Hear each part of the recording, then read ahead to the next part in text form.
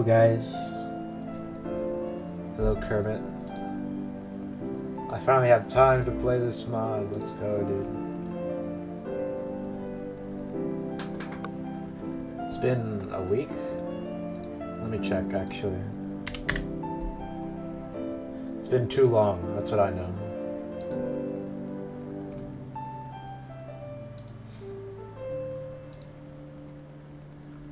Let me check. I last streamed this 2 weeks ago. 2 weeks. Jesus Christ.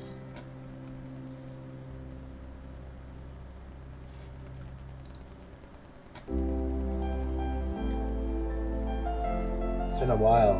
I'm back. Finally, I'm back. I'm actually not sure how much time I have today. But I should be able to finish the mod today, which is what I plan to do. I plan to do that. Because there are some other mods that I want to actually get to playing. So, yeah, I just want to do that. I want to do that too. I have to finish this first. Where did we leave off? Natsuki, that's where we left off. Shitpost. So a guy in DTC just finished a playable mod, and I want to play it just to, you know, get it out there, you know, just to help him out. It's kind of a Yuri focus. I think it's a Yuri focus mod. I think actually, which is like, I haven't played a Yuri focus mod since Fallen Angel, which was like forever ago at this point. So I want to check that one out.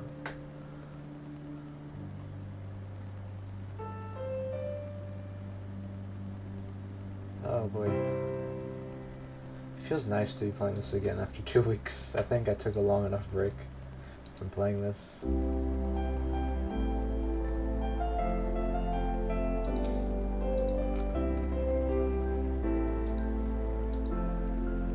Let me actually, I'll read the synopsis of it. It's not out to the public yet, but he says it's out for Doki Tubers first. So I can probably just read the synopsis to give you an idea of what it is.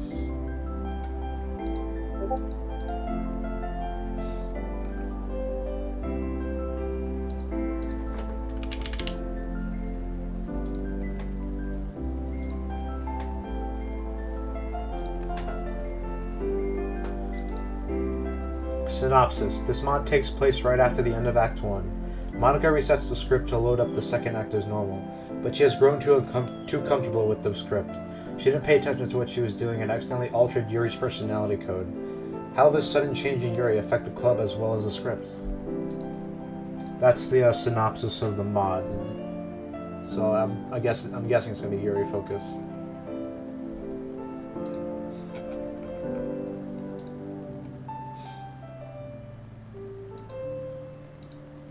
So yeah, I want to try that one after everything's said and done with Convergence. My least favorite Doki. She's not my least favorite, she's my third least. But like, I don't hate them. I'll order them, but I don't hate them. Natsuki, Natsuki I don't like though. Just her archetype, I don't like her, but Yuri's like third.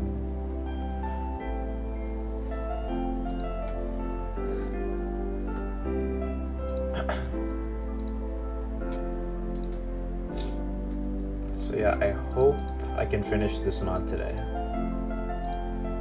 I think last time you told me I didn't have much more to go through. And at this point, this mod's very long. This mod's very long. Let me actually check. 1, 2, 3, 5, 6, 7, 8. 9 hours. 9 hours so far of like total streams. When are you gonna play World of Dreams? That's like really long, right? I need to like mentally prepare myself for another long mod.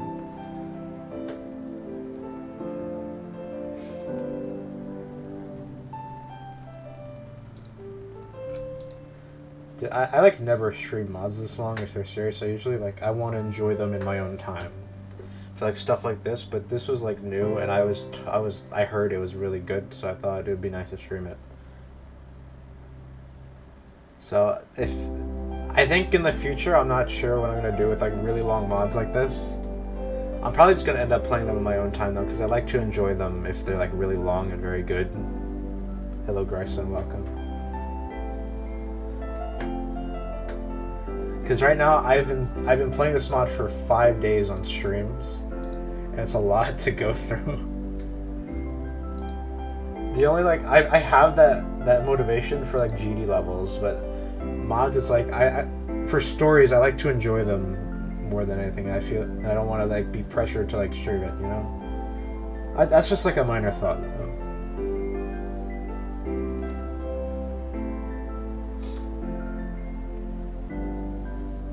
Oh yeah, the obligatory.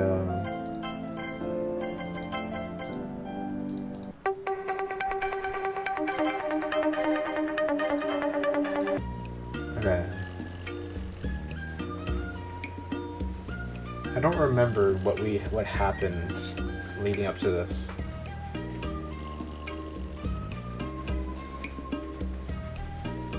Hang on.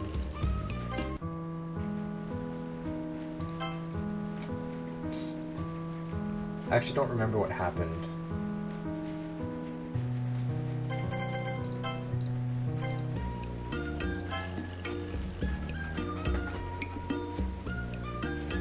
Oh, okay, I remember.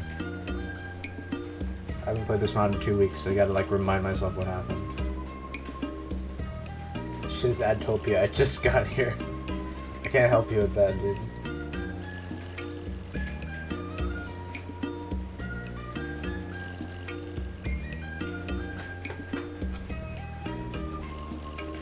Alright.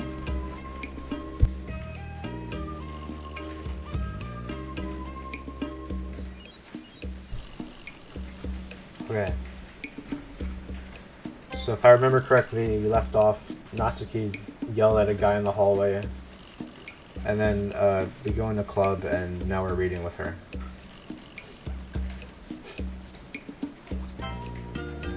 One of the characters in this book reminds me of someone. Come to think of it, I don't think Sayori has ever read manga. At least, as far as I can remember. Not sure why I just thought about it, but... Natsuki starts to chuckle. What's so funny? Maybe you don't know her that well after all. What are you talking about? When I was the latest member to join the club, Monica made everyone try exploring each other's literary interests, so Sayori dove into my book pile and picked out a book to read. Was it this one? Nah.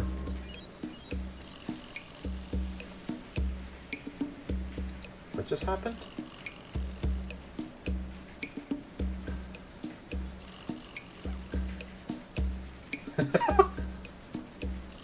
Goal achieved. What happened? Did something happen? Hold on.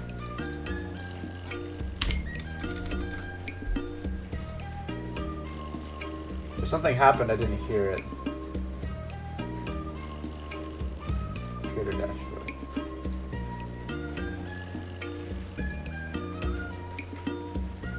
Your sub goal was completed. But I didn't get anything. What are they talking about?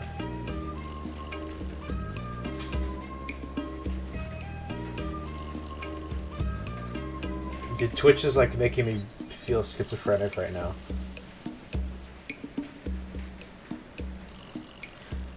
Fooling hell, bro. I thought this was GD and the first thing I see is Carlos Natsuki. Okay, right. Yeah, I don't know what that was. My sub count hasn't changed. I think I know what happened. I think Kermit, if you're still paying for my sub thing, I think it just paid for it by the month. I think that's why it gave you that achievement. Because Spheric isn't a sub anymore, so I'm assuming that's what happened. I think the auto pay just came in if you're still paying for that. I think that's why. I'm so confused that I look like crazy. Why is it telling me I have to gift a sub to somebody? What? Dude, I'm not gifting. Why is it? It's telling me.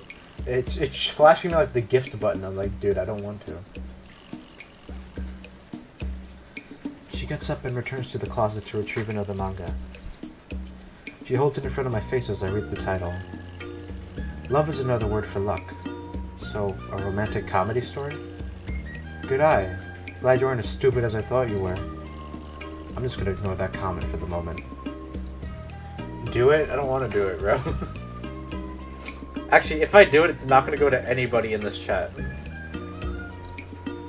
Hang on. Wow, it's $6.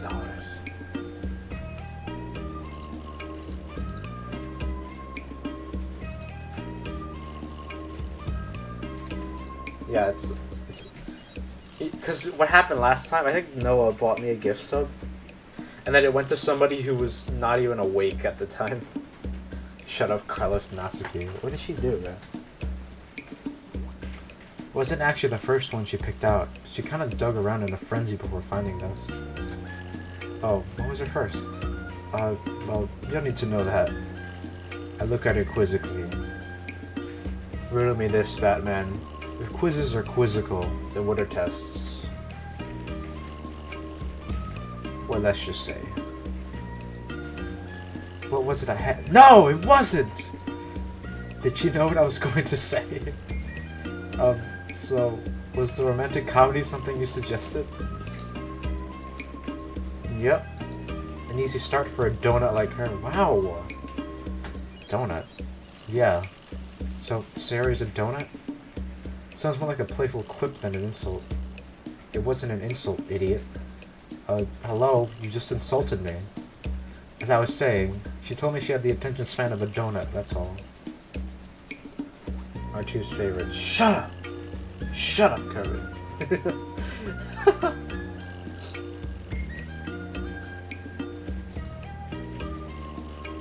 So, I picked this manga for her that even a donut could read. You know what's funny? I don't remember setting the window for Convergence. It just worked when I opened the game, so this was all planned out, definitely. This is all according to my plan. Because I opened OBS, I opened Convergence first and then I opened OBS. And Convergence was just on the right screen somehow, so it was all a part of my master plan. I still have the GD one open, but GD's not open, so it didn't overlap. Guys, I got a lemon tea Arizona. Y'all ain't got it as good as me now. I had Arizona for the first time yesterday. Life-changing. Life-changing to drink, bro.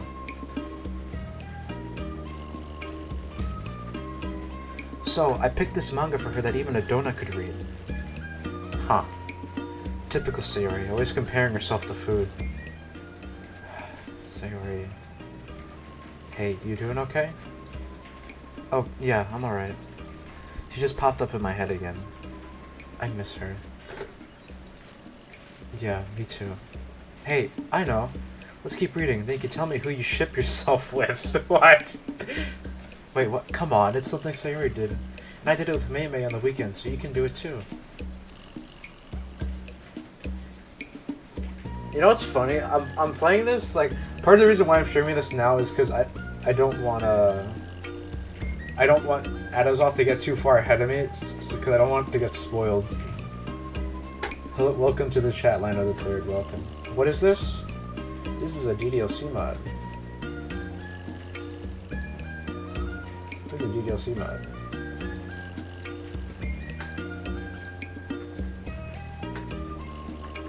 Because I know Adazoth's been playing this by the day. I don't want him to get so far ahead that it might spoil the story through like titles or like insinuation, so I'm just like doing this.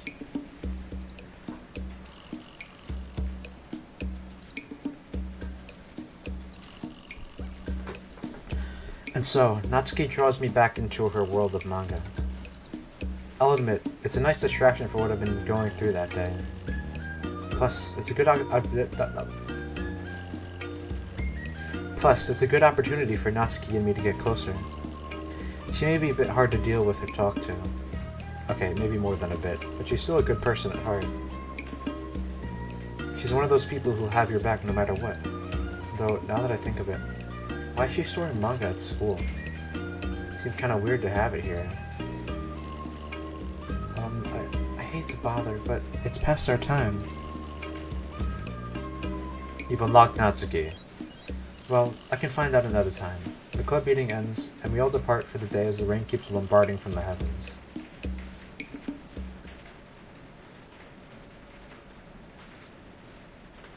I unlocked Natsuki, guys.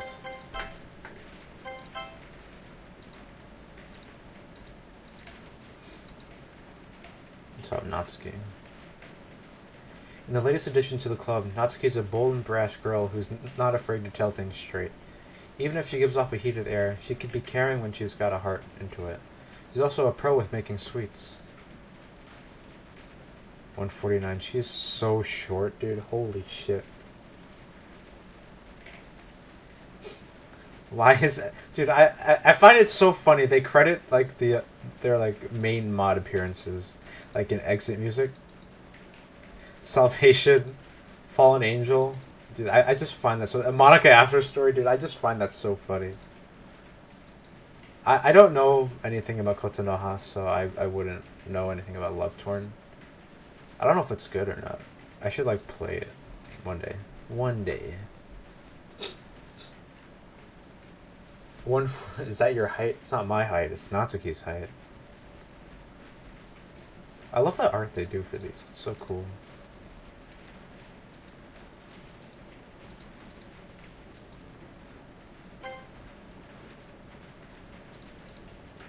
I forgot you can do that.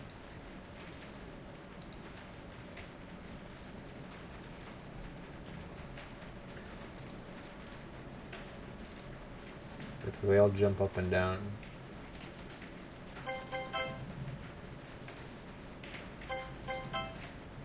Third-year teachers can be pretty evil when grading our assignments. True. Holy true! They treat us like we have to be the next Einstein or something like that. I take a deep breath and breathe out slowly. Patience is bitter, but its fruit is sweet. What the hell is... Oh. Suddenly my phone rings. I pick it up and read the notification. Huh. Monica. It must be an update on Sayori. Hello? Hi. Hey, didn't think you'd call this late. Or at all. Yeah, sorry about that. How's the club today? Was alright. Natsuki introduced me to some of her manga collection. Ah, I see. How was it? Did you learn anything? Yeah, a thing or two. Oh, that's good. So, what are you up to? I was just finishing an assignment of mine. Good. I'm glad you're on top of your learning.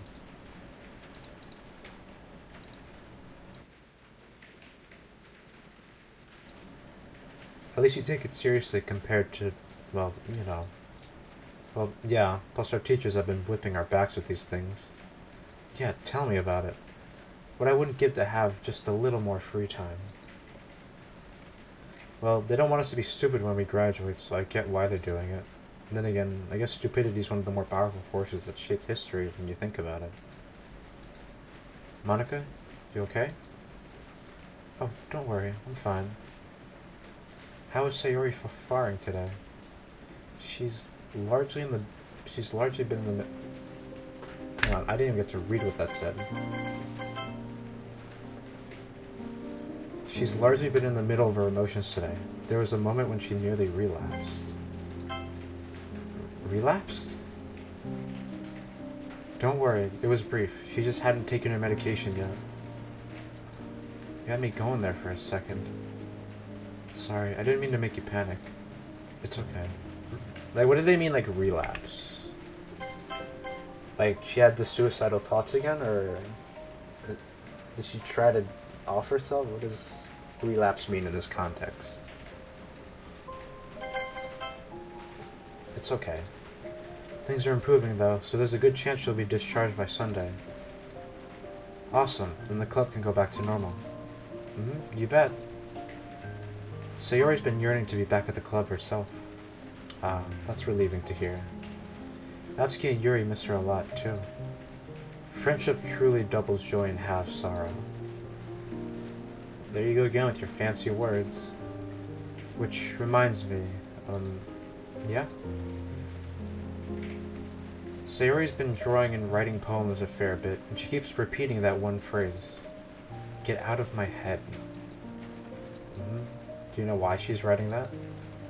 I know she won't tell me, so maybe you can get it out of her. Ooh, do we get to meet her? Thanks, Grayson, for the reel you sent me 16 minutes ago while I'm live. Thank you.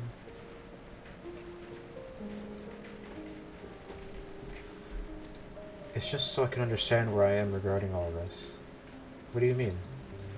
Well, I just... I can't help but feel like I'm partly responsible for all this. Oh, I see. I mean, I can ask about it, but what makes you think you're responsible? I don't know, just a bad feeling. I mean, why else would you not want to talk to me? Phobos! Thank you. Thank you. Perhaps I was a bit too spot on? Huh? Regardless, I should get some sleep. Are you sure you'll be okay? Yeah, I'll manage. You're gonna see her tomorrow, right? Yeah? Good. That's reassuring. She said that with a question mark, by the way, so it's not that reassuring. How so? Well, because you're looking out for her. If there's anyone I trust to watch out for my childhood friend, it's you, Monica.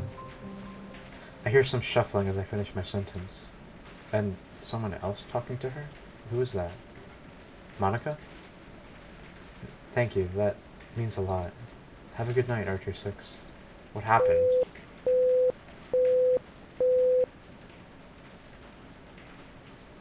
She hung up. She must have needed to get to sleep, too. Well, speaking of which, I better get on it myself. I turn my PC off and get ready for bed. What happened? Tomorrow is the start of the weekend. I better make good use of the time. Hopefully, Sayori will too. Please let her get better soon. It's like, what just happened with Monica? I bet we're about to find out. Never mind. We're not going to find out. She... Oh, yeah, I forgot he does this. Ha! Ha! Oh, he's doing that thing. With a graceful kick, I send the sandbag to the ground. Now that was a good way to let off some steam. Taking my stress and frustration out on this bag is much better than that underclassman. Wow. While getting my thoughts straight after that feud, this rain is very loud! Oh my god. Oh my god, dude. After getting my thoughts through, I realized how much noise the rain made. I'm gonna open a window, hold on.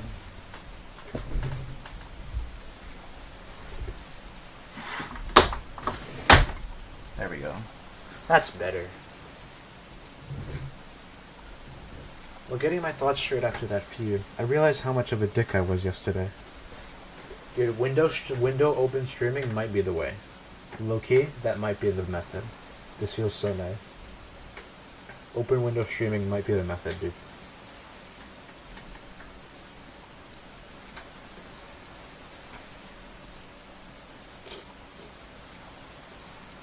Alright.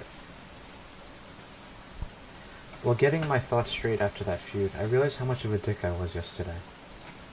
Not just to that kid, but to Natsuki as well. Thankfully, she made me open my eyes to how I was acting. I grab a towel and wipe the sweat from my brow as I make my way to get a snack. I go to the fridge to get myself an apple. Shortly after I pick it up, though, something else catches my eye. The cherry bag sitting in the back of the fridge.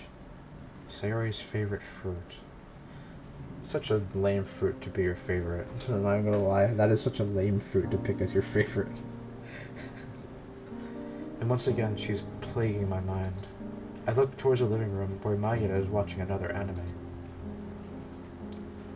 There's something about Sayori that's still eating away at me. Dude, low-key watermelon. Watermelon's where it's at. As a favorite fruit, it's a watermelon for me.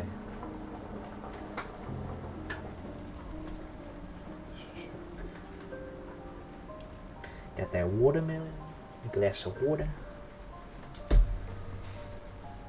Oh, Kermit, I got this soundboard. I have to add it in another server, but I have this now as a soundboard. Hey, Yuri! Hey, Yuri! Bro, I have that as a soundboard now. Hold on. Hey, Yuri! I wonder if that jump scared Fran a little bit. Hey, Yuri! Strawberry, that's a good choice. Strawberry's a good choice. Hey, Mayura! Yeah? I'm just gonna walk up the neighborhood a bit, okay? Okay, don't get too wet. I grab 2 keys from the hook and an umbrella and exit my house. After a quick walk in the rain, I'm at Sayori's house. Digging into my pockets, I fish out a spare house key. Big exit music reference. Really? Exit. Oh, true. Digging into my pockets, I fish out the spare house key. When we were little, my parents were given this key since they were friends with Sayori's family. Since my dad's traveling around the world at the moment, I've been entrusted with the key in his place. Without a second thought, I unlock her door and enter the house. This feels wrong. This feels wrong to be in here once they're in the hospital, you know? The room itself is even messier than before. From the looks of it, she did attempt to start cleaning it up. She must have given up as quickly as she started because of how she was feeling. And here I thought you were being lazy, Sayori. What an idiot I was.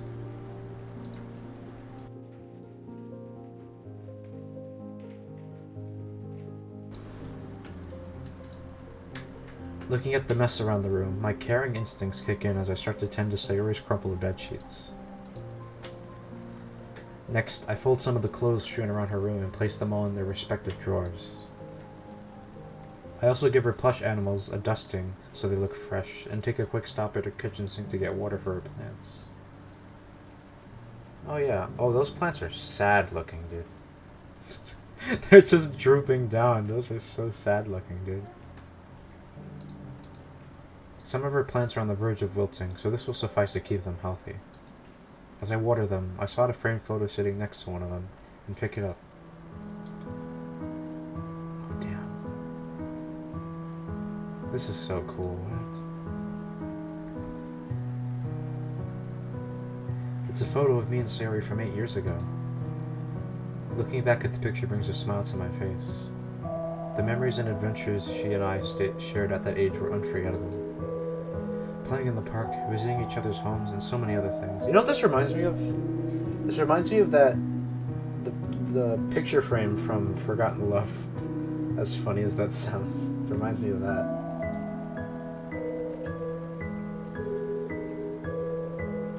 Playing in the park, visiting each other's homes, and so many other things. Now I'm starting to sound like an old man. Perhaps she and I will create new memories when she gets discharged. I'll definitely walk with her to school more often, and hang out with her more at home and at the club. Everything a friend ought to do. I give the picture frame some dusting and I return it to its spot. This is such a cool image, dude. Day 13 CG.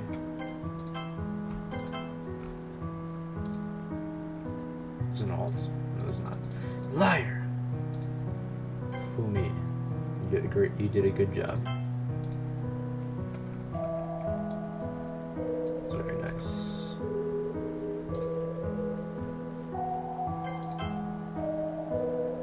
I look at her desk to find some colorful stones in a couple boxes on one side. Sayori had somewhat of a hobby of making decorative boxes with lots of glitter. We could have used those for the festival for some extra glitz, but it would have been nothing if they were just going to keep getting knocked aside by some inconsiderate prick. Looking at the floor, I spot a few papers. Some are blank, and some are crumpled up, most likely rejected poems. I toss the crumpled ones into a nearly full trash can and file the blank ones into her desk, just in case she changes her mind when it comes to using them.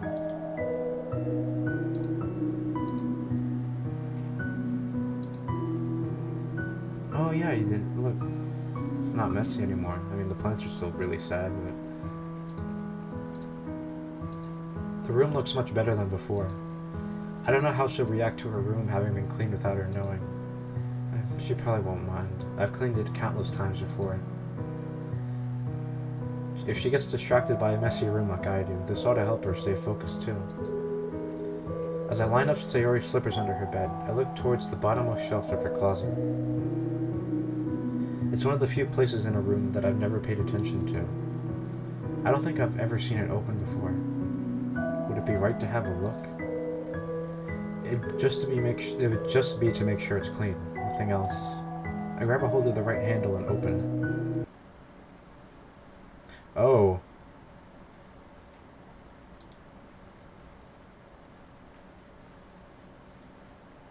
Oh. Well, that's something, yeah. I mean, I'm not surprised. I wasn't expecting to see that after such a heartfelt moment. Oh my god, dude. Tucked away neatly and wrapped around itself a few times is a piece of leather rope. What's this doing in her room? It's certainly not here for decoration. Looking back at the cabinet it came from, I spot a piece of paper. I pick it up and examine it. Sometimes I want to die.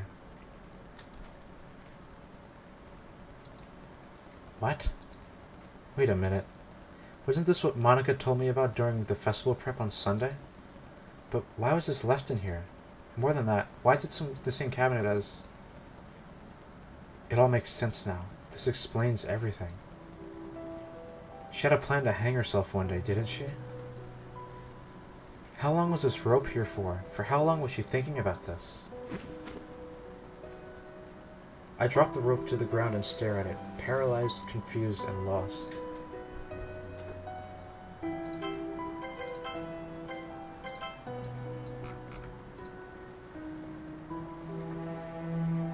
I wasn't supposed to see this. Good job.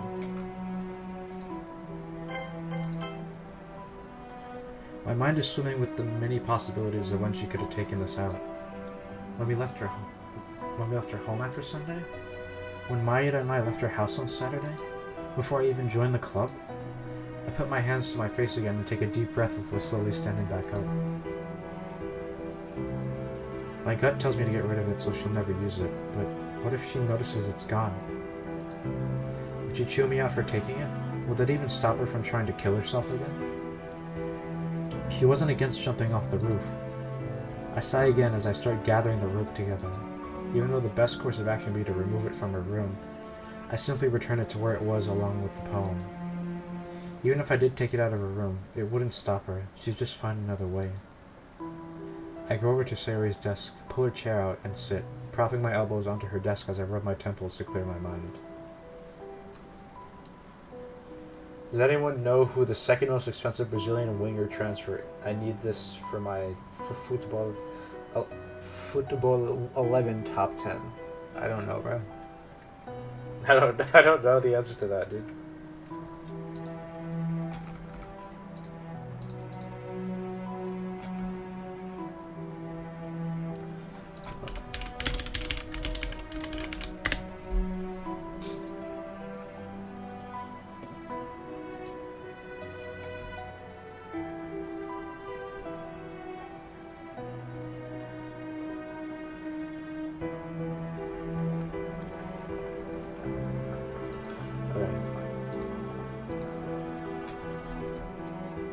Just pull it up outside.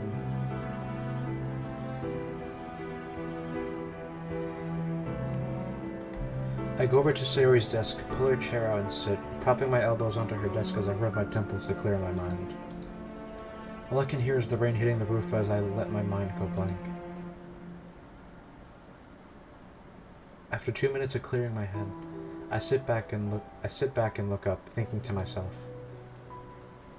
Spent $100 on that shit. Ever since Natsuki chewed me out yesterday for my shitty behavior, I've taken the time to reflect on my attitude and remember how I was brought up. Breaking down and letting it go won't help me at all. I'd be no different from Sayori, and that's not what she would want. I return my gaze to her desk when something catches my eye. Where her computer is, there's a photo frame blocked by some paper. I grab the frame and remove some of the sticky notes stuck to it. It's a picture of the 4 girls in a selfie. Looks like Monica took it. I wonder when this was. Must have been before I joined the club. Everyone looks so happy in this photo. I can't help but smile back at their gleeful faces.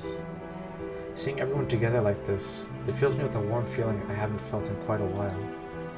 That's what I want for the club, to bring everyone together, just like this photo. Maybe we can make some happy memories that'll put this situation further behind us. I put the photo back on the desk and pull out my phone.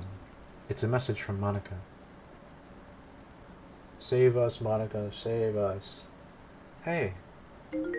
Sayori's okay with seeing you tomorrow. Are you able to come? She's alright with seeing me again? I'm definitely happy, but at the same time, I'm a little taken aback. Freaking Carlos, Monica. Bro, who's Carlos? Of course, really relieved to hear that. Awesome. We'll see you tomorrow then. I look out the window to the dark sky with a newfound glimmer of relief.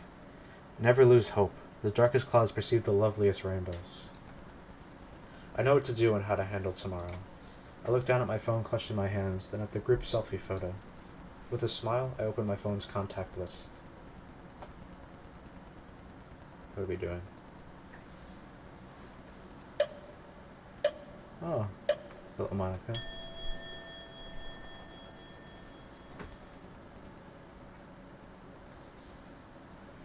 Yo, low-key, the bacon, egg, and cheese from the local bodega, get a Arizona iced tea, low-key fire. Oh, what are you doing? Oh, yeah.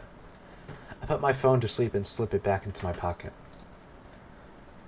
He said he'll be coming tomorrow. But Sayori, are you sure about this? Sayori glances to the side momentarily before her eyes lock back onto mine. I'm sure. It's honestly about time I stopped running away from him. I feel really awful about it. I don't want to keep worrying him. Try not to put how he feels over how you feel right now, Sayori. Is this what you want? I'm not saying no. Sayori then looks down at her paper, which has the exact words she's written most of the time she's been here. Hey, Monica? Monica, you got a Discord notification, actually.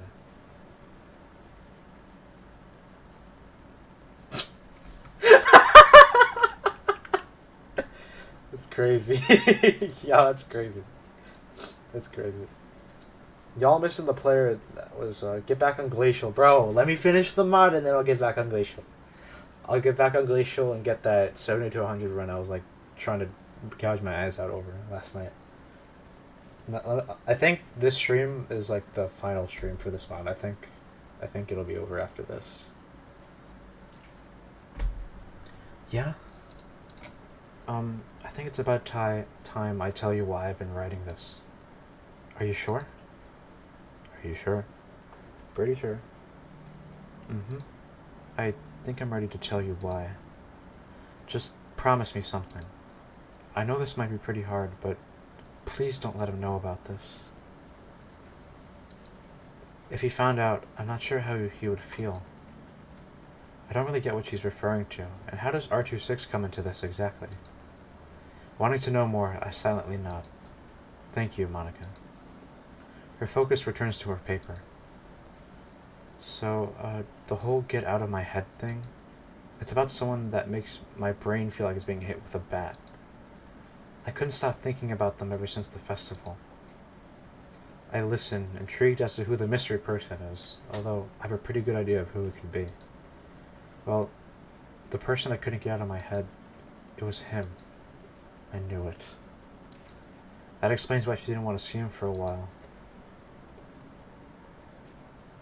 It's always been him. I see. So, tell me, why is he on your mind? Okay. She leans back into the hospital bed and looks to the ceiling. It's actually, like, got me, like anxious. Dude, this is actually making me feel really anxious. I don't know why. Jeez. Mostly this started a long time ago. I've been suffering from depression since I was very little. Most days, it was hard to get by. Why sleep? Why eat? Why brush your hair in the morning? I'd often wonder what was the point of even getting up. We all just do the same things over and over every day in our lives. The monotony of it all still gets to me, even now. Things just got a lot worse when my school started. I was no stranger being bullied. My depression made me a pretty easy target. Every time someone tried to hurt me, my mind would amp up whatever pain they dealt. But one day... Man, this girl's such a wimp. I need to turn the music down.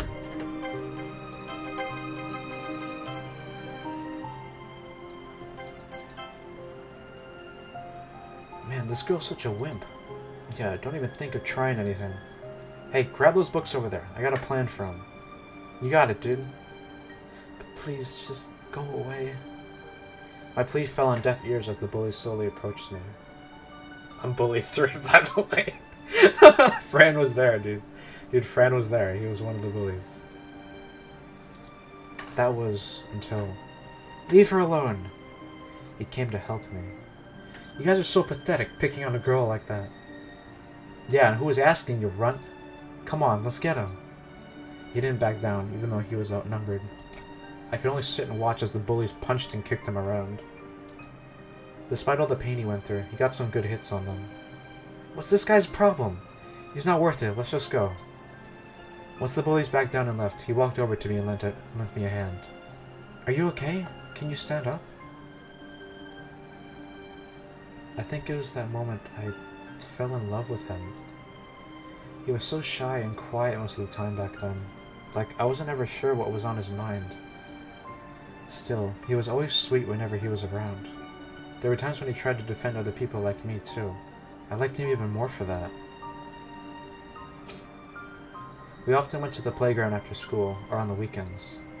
I remember one time when he was waiting for me.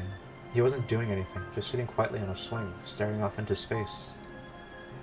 Usually, parks are where people play all the time, so him being so still there felt so strange. There he is. Without missing a beat, I walked right up to him. Hey, can you hear me? Huh? Can you hear me? Maybe you can't then? I couldn't hear you. I don't think I'd be able to answer. Ah, yeah, I guess you're right. So, did you want something? Yep. I was curious about what you're doing. Well, I'm not doing anything, I guess. Smiling at him, I sat on the swing next to him. What's that supposed to mean? I don't know. Does it need to have a meeting? I guess not. Alright then. Well, we're at a playground and there's lots of stuff to do. Wouldn't it be just more fun to actually use that swing? Or play in the ball cage or something? Don't you think so? Yeah, you're probably right. Okay, then let's play together. We're supposed to play here, but you just sit all alone. There's no reason not to play together, right? Come on, let's go. As he blinked up at me, I grabbed him by the hand and pulled him along. That was one of our most precious memories together. What should we do first? Oh, wait! What's wrong? How's little Mayu doing? Fine, why do you ask? What's wrong with me knowing how your family's doing? Well, because you aren't family? Hey, you know that's really mean, right? Sorry. Mayu is also important to me, whether she's your sister or not.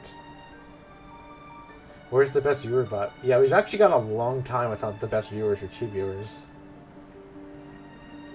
You got that, mister? Yeah, I hear you. Good. Now, where were we? After that little discussion, we got down to having fun. Okay then, we're starting with that one. The ball cage?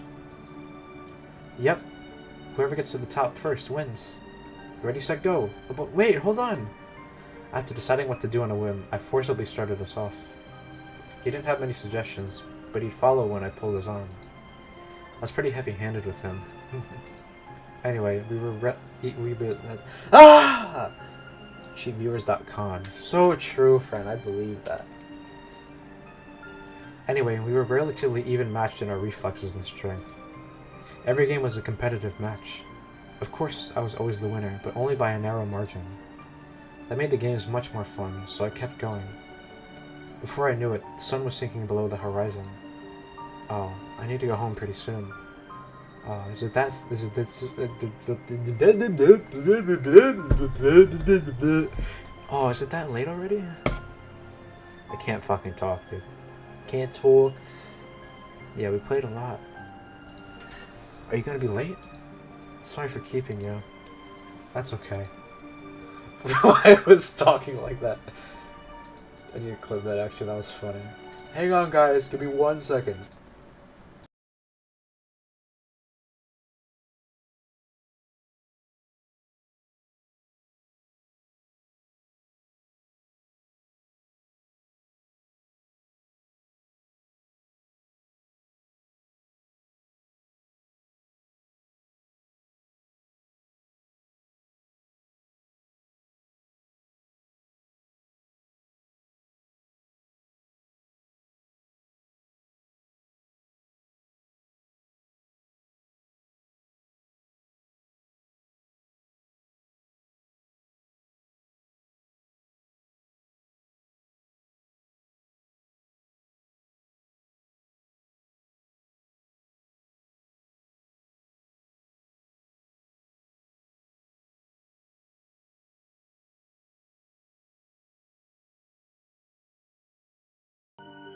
Sorry, I had to listen to that clip because it just sounded so stupid.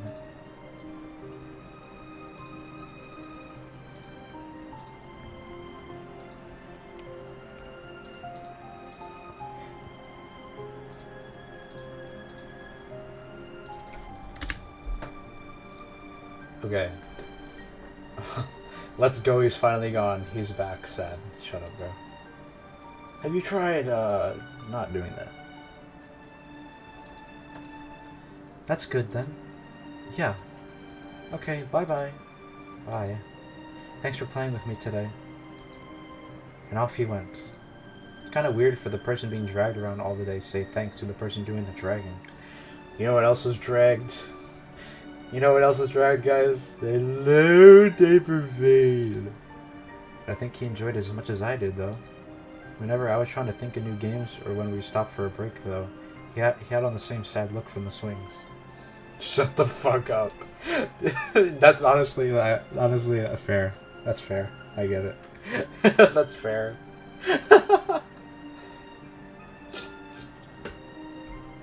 Whenever I was trying to think of new games, or when we stopped for a break, though, he had the same sad look on from the swings.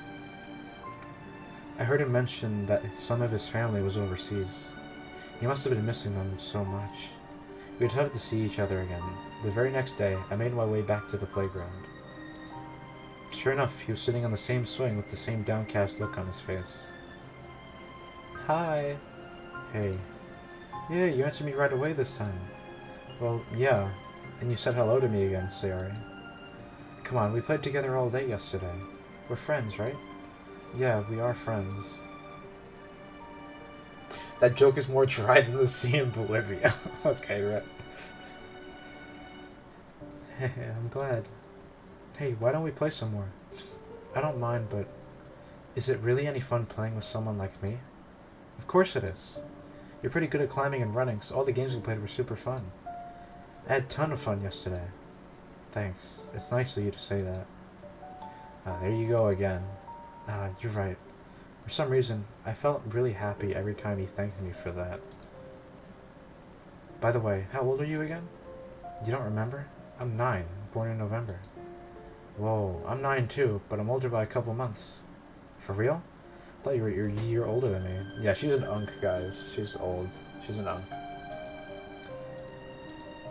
What made you think that? Well, you keep managing to drag me around. Ah, you're so mean. That makes you sound like some kind of scary musclehead. You're 9? No, I'm not. I'm not 9, guys. I'm 19. I'm 19. Sorry. You don't have to apologize. I'm not really angry. Really? That's good. I'd only been trying to tease him for how timid he was, but when he smiled with relief to learn that I wasn't upset with him, I was surprised to feel my heart flutter in my chest. After that, I dragged him over to have fun with him again. From that moment, the day sped past in a blur. Covered in sand, the two of us explored every inch of the park, playing and playing until well past the time we had to leave. Back then, since one of his parents was overseas, we often played together in the park pretty much every day. It was almost natural that we would say "see you tomorrow" to each other. Of course, he had no idea about my hidden issues. To me, it would have felt pretty selfish to tell him. Not to mention, being him made me very happy. I'm not that important. His happiness comes first, and I'll always make sure he is. As I became more conscious of what he meant to me, I settled into a new daily routine. That's not good. Every day, when I got home from school, I'd go straight to the playground. More than anything else, I looked forward to the time I could spend playing with him. It didn't take long for those feelings to blossom into an unmistakable love. A year later, that one parent that was away finally came back, and he was feeling himself again. He's lost much of the timid side that I found cute, but he was still a lot of fun to play with. While we were chatting away one day, an idea popped into my head. Hey, wanna play a game? What kind of game? The game of who can throw their shoe the furthest from the swings. The winner gets to make the loser do something they want. That order can be anything, so no backing out now. What? But I haven't said yes to it. Doesn't matter. You're playing with me, okay? Oh, come on. Yeah, let's go for it. We both took our seats on the swings. I'll go first. Yeah. Whoa, that went pretty far. See if you can beat that. Yeah, let me just wind myself up. Yeah. Yay, I won. Man, this sucks. You lost, and I get to command you. Please go easy on me. What will my first command be? Oh, I know. You have to give me a kiss on the cheek and a big hug. What? Sayori? Come on now, you agreed to the rules. Whatever. He scooted a little closer to me before he enveloped me in his arms and gave me a soft peck on the cheek. I couldn't help but snuggle into him. He felt so warm. And I was trying to hide my blush. Moments like that kept the clouds above me from thundering. Thank you. Your hugs are so warm. Yeah, well, you're welcome, I guess. Give me Messi or Ronaldo. Give me Neymar or Mbappe. Lewandowski, Luka Modric, Raheem Sterling, Dusan yeah. Sorry. Yeah, well, you're welcome, I guess. But I want a rematch. A rematch? Yeah, I want to give you a command, too. Alright.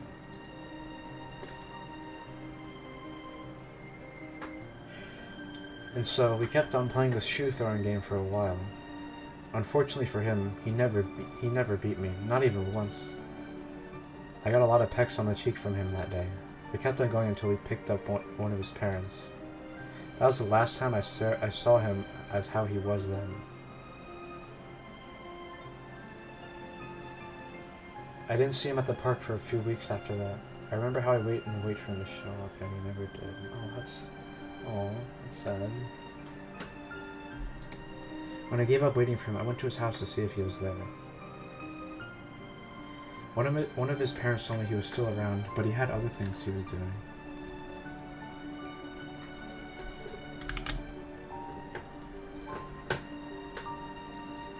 We still saw each other at school, and he kept the bullies at bay. Bro, that made me feel a little sad.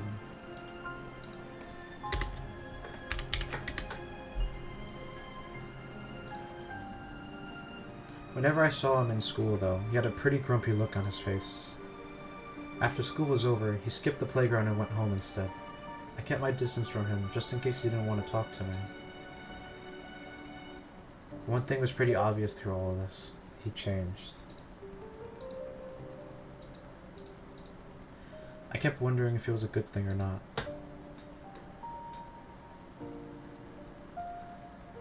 Then, one day, as I was at the park alone on the swings, I saw him walking to the playground.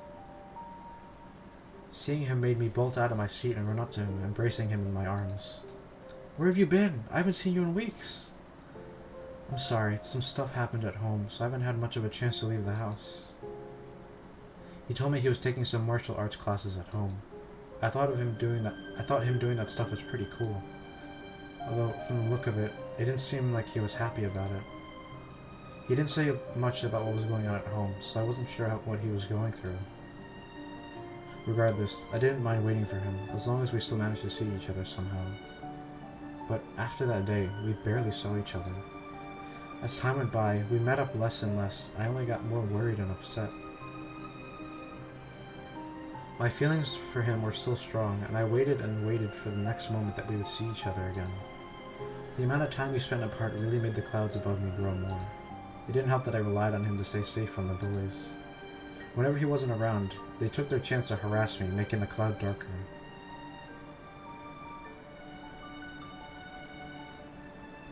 This wasn't the... Where did I get that one? The next time we got to hang out together at the park was until 6 years later. By that time, well, things were very different for the both of us. He'd grown much more stoic? What does that word mean? I forgot. Oh. He'd grown much more stoic. He lost all of his cute, timid personality. He looked a lot fitter than when he was younger, too. That didn't take away from the fact that he sat in the swings with his elbows resting on his knees, staring at the ground. I walked up to him and carefully tapped his shoulder. Hey. Oh, hey. How you doing? I don't know. I took a seat on the other swing next to him. It brought back memories of our time together when we were younger. He was going through a rough time then, and just wanted to be alone. It pained me when he told me that. It felt like he didn't want to see me. I knew deep down he needed his space though, so I got off the seat and decided to head home instead. As I got off the swing though, he grabbed onto my arm. It was sudden, and it scared me a little, but part of me was a little eager to hear about what he had to say next. Can you promise me one thing?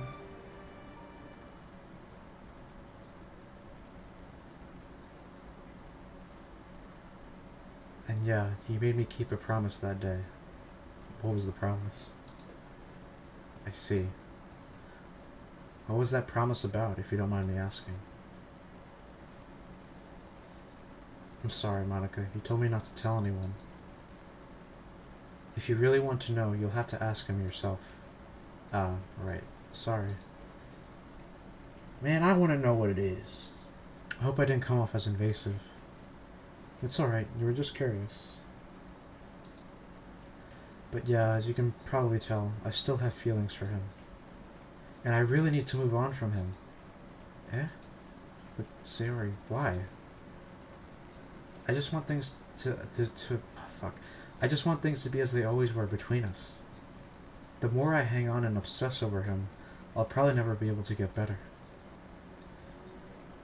Instinctively, I bring Sayori's head closer and embrace her. Oh boy, dude. I don't deserve him anyway. He deserves someone better than me. I'd only make things difficult for him if he and I were together. I think I'd damage the friendship we used to have. It's not true. You're a very valued and important part of his life, Sayori. He's done so much for you, as you have for him. I know. But that doesn't make it right for me to keep holding him back. For us two, the best would be to stay friends. Are you sure this is what you want? You think forfeiting your feelings for him will make things better? Sayori nods wordlessly on my shoulder as I rub her head for comfort. She picks her head up and wipes the tears from her eyes. Thank you. I kinda needed to get that out. I know what I gotta do so everyone is happy. Even if it means throwing something away that would make you happy? Mm-hmm. Well, it sounds nice. It only hurt me the longer I focus on it. I just need to let it go. Sometimes, to do what's right, you have to be steady and give up the things we want the most. Even our dreams. I can't find the words to respond to that. It's really mature for someone like Sayori to say. At the same time, though, It's very sad. She's really willing to give him up. It almost makes me want to cry as well. I hug Sayori again. We stay together for a while before I break away. Sayori, if this is truly what you want, then I respect your decision. Thank you, Monica. It's gonna be hard now that I don't know what to focus on. I feel like I need something to fill the gap he leaves behind. Not love, of course, but I guess a reason for why I get up every day, you know? Besides making everyone happy. Yeah, I can see where you're coming from. Sayori starts shuffling closer to me. So, Monica? Yes? I was just wondering. It's about R-TwoSix. What about him? What do you think of him? I look at her quizzically. You know I'm gonna say this every time this word comes up. Riddle me this, Batman. If quizzes are quizzical, then what are tests? Let's just say... testicle. I look at her quizzically. You mean as a person or as a club member? Wouldn't that be the same? Yeah, I guess so. I think he's intelligent, caring, funny, mature, very skilled. So, do you like him? What do you mean? Like, do you have feelings for him? I can feel the blood quickly rushing to my cheeks. What brought this on all of a sudden? Well, it looked kind of obvious from what I could see. You asked me about him a few times, remember? I noticed you making glances at him when he wasn't looking, too. And you didn't seem happy when all those girls were flirting with him when he was performing, either. I mean, I will admit, he is kind of cute. And smart, and mature. What am I saying? It's like I'm gushing about him in front of her. Sorry, I didn't mean to zone out. That's funny. Monica, that's so cute. Sorry. Maybe you should be with him. You two would make such a cute couple. Huh? You really think so? I do. I mean, maybe. It does sound, like, kind of nice. I just don't know. I can hardly hide my blush. This is the happiest I've seen Sayori since she's been in the hospital, despite it being at the expense of my embarrassment. I guess I'll just have to endure it for now. But do I really feel that way about him? It's too soon to know. It's a possibility, a far-fetched one at that, but I won't jump to conclusions. For now, I'll play along with Sayori's teasing. She's enjoying herself at least, and she's enjoying herself at least. I'll make tomorrow even better. Oh, that's it.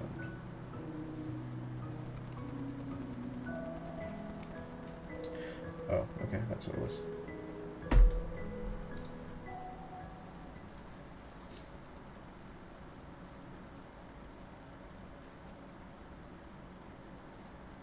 Oh no. I walked down the corridor as I was permitted by the nurse to see Sayori. Not that I need explicit permission, of course. The staff know me very well enough by this point. Just as I reach for the door handle to her room, the handle turns. I step back as the door opens. Wait one sec.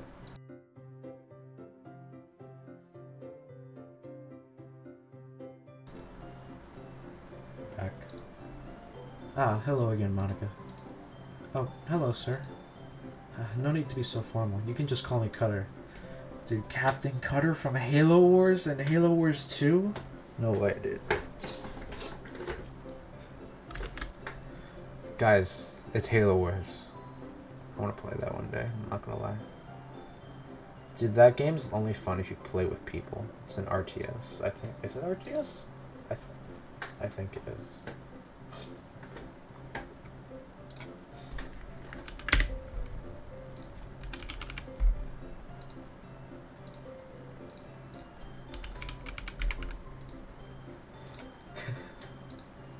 What's his first name? Hold on. Hold on.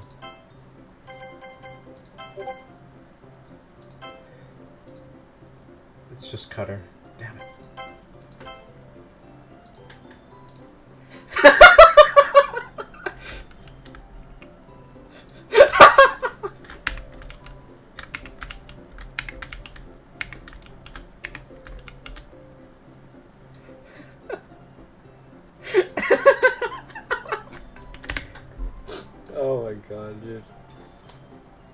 He doesn't have the Dollar Tree pepper spray stare though. True, actually.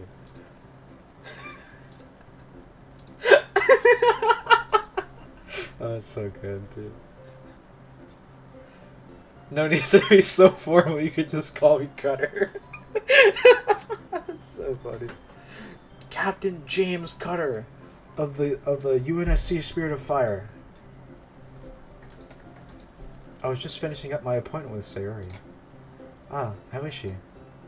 She seems to be a little better today, probably because she's being discharged. I assume you're here to see her, yes? That's right. It's not just me today. A friend of hers is visiting today, too. A friend? This wouldn't be to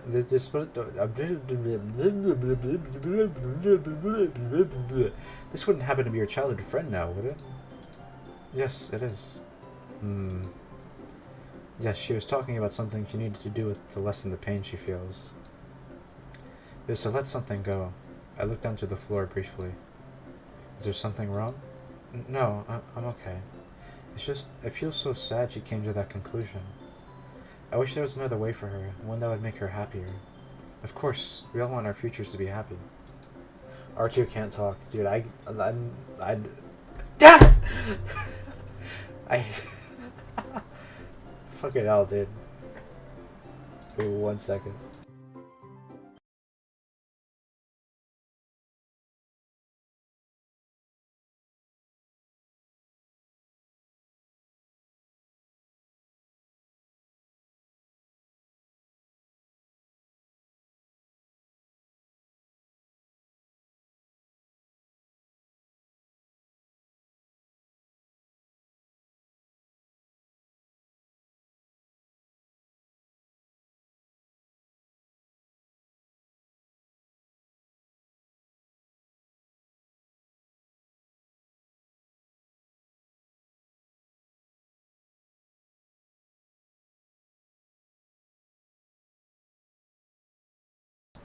Sorry, I just had to clip that. Dude, some of these are so stupid. I did a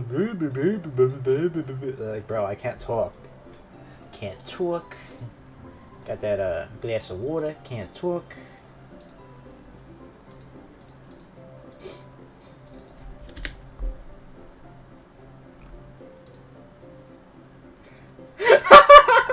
Captain Gutter's always watching. Yes. Got that glass of water. Can't talk. Got that pork and piss. I was in the back of a yellow taxi cab in 1992. And I got shot by John Gotti's men and the Gambino crime family. You know, having done something similar myself. To gain happiness with someone I wanted, to let go of someone I loved. We can't have everything in life. There's some things that we must move on from, even if we had worked very hard for it, or if it meant the world to us. His words make me smile again, clearly talented. Did she tell you about what she had to let go? No, and out of respect, I didn't ask what it was. If my clients know what they must do, I will respect their decision and not interfere. He checks his watch. Well, I must be off to a meeting now. I hope I'll meet this childhood friend one day. Perhaps may we meet again too. Ooh, I caught myself there. Saved it.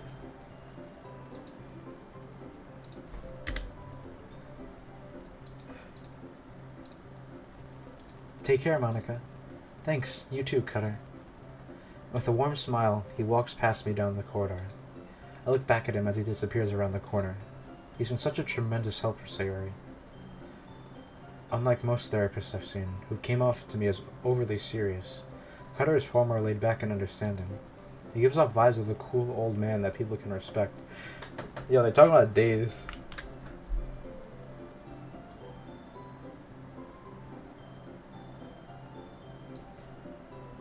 Plot twist, he's the villain of this mod.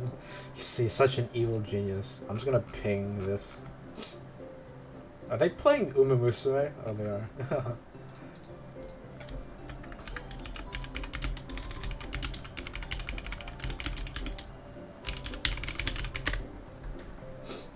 Guys, I can't believe they reference days in this mod.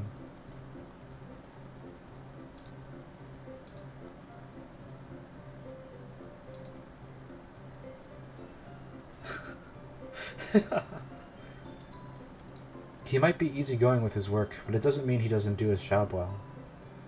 Lamau R2. What happened?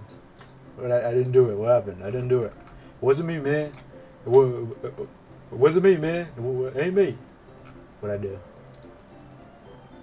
He might be easygoing with his work, but it doesn't mean he doesn't do his job well. Sayori's certainly been a great example of that. Speaking of which, I should go see her now.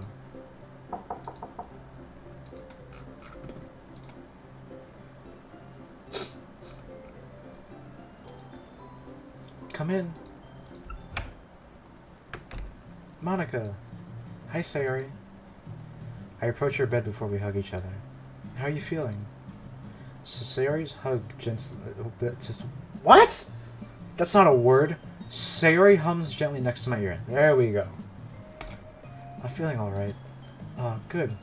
So, how was Cutter today? Great. He's pretty fun for a therapist. Yeah, and very understanding. Oh? I pulled my phone out and checked the notification. Oh, R-TwoSix is on his way here. Oh, okay. You don't sound too excited. It might be a bit awkward for me since I no longer have feelings for him. Let's see this real quick. Pull this out.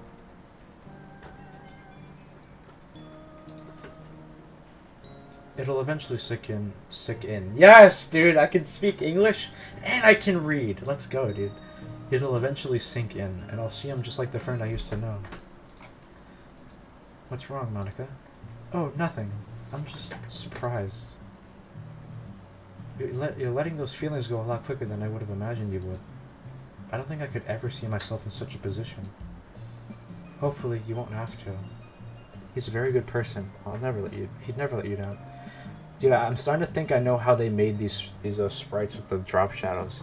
You see, me personally, I'm the type of guy who likes duplicate layer, hue, saturation 0, and Gaussian blur at 125. I think that's like the type of person I aspire to be. Those who know. Those who know.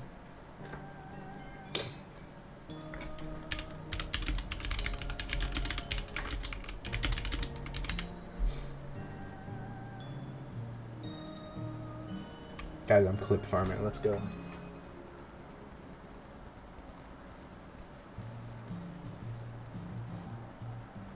He's a very good person. He'd never let you down. Sayori, are we really doing this again? Yep. I let out an exhausted sigh. Please show up soon.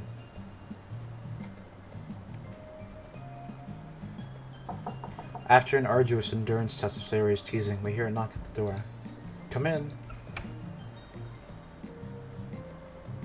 The door creaks open a bit, and a hand wraps around the frame, followed by a head peeping in.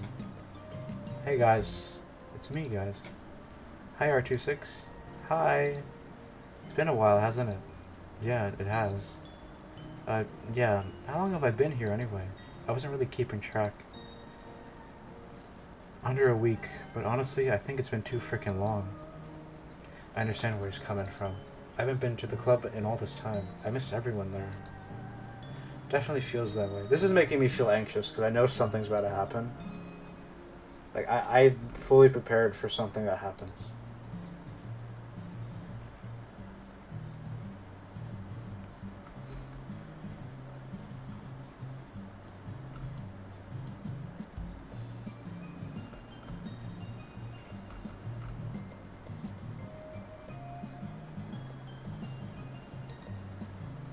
They're gonna play Phobos together.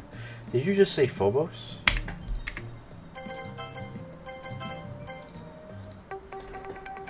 Did you just say Phobos?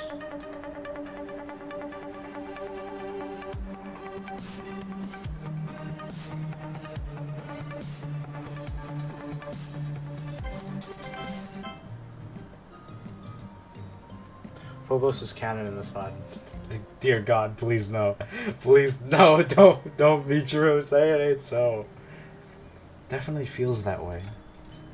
Anyway, what are you still standing there for? Come in already. What's wrong? I'm guessing you didn't look closely at my message, Monica. Huh? What are you talking about? He then opens the door fully. Oh! I figured that if I get to see you, then so does everyone else. I get out my phone to reread the text message. He's right. He texted "we're" instead of "I'm." Wow. Hey girl, how you been? Okay, this is I did not expect this to happen. I guess this is getting delayed now. Hey girl, how you been? Yeah, I hope you've been able to recover well here. Yeah, I miss being able to come over to your place. The club really hasn't been the same without you, Sayori. You and Monica. Sayori's tearing up, but still smiling. I can't help but smile in turn. You guys... One by one, everyone starts embracing Sayori with warm hugs. It's kind of amusing that the hug monster is the one getting all the hugs today, but it's deserved. I stand up and whisper to R-TwoSix after I get my turn. Thank you for doing this for her. Hey, it's no problem, really. I knew you were always mature, but you're also very considerate and caring. You never fail to impress me. Well, I just thought it wouldn't be very fair if it was only me that went. Plus, I am still the club president for now, you know. Not trying to one-up me, aren't you? Well, starting tomorrow, I'm officially revoking your title as club president. What? He audibly sighs as he pinches the bridge of his nose. Hahaha. I guess in the absence of a great jury, pettiness prevails. Oh, come on, don't be so grumpy. I punch his arm teasingly, to which he just gives me a deadpan look that I can't help but giggle at. I quickly cut my laughter once I notice Sayori giving me a cheeky look. She must love how he and I are standing to each other. It's nice seeing her so cheerful. It's been too long since I've seen her smile. I'm just glad she hasn't forgotten how to. It'll probably be a while before she's fully smiling again. Yeah, she just needs to stay on the right track, and she'll be fine.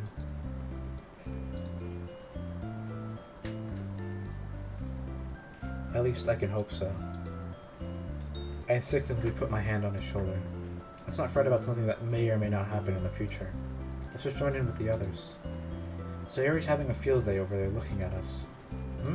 He looks at Sayori. What do you mean? I trot over to the group, smiling. What? You're just gonna leave me hanging? Me personally, I wouldn't use that term. I ignore him. He'll figure it out eventually. Or maybe I'm giving him too much credit? Teasing him is just too much fun.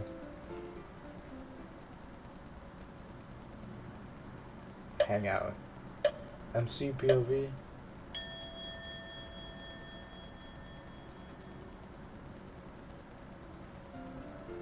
You know how long it's been since I've seen Monica's sprite? Just like the sprite itself in this mod?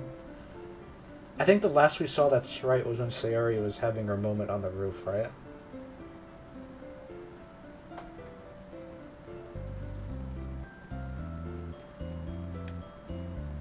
Or am I crazy?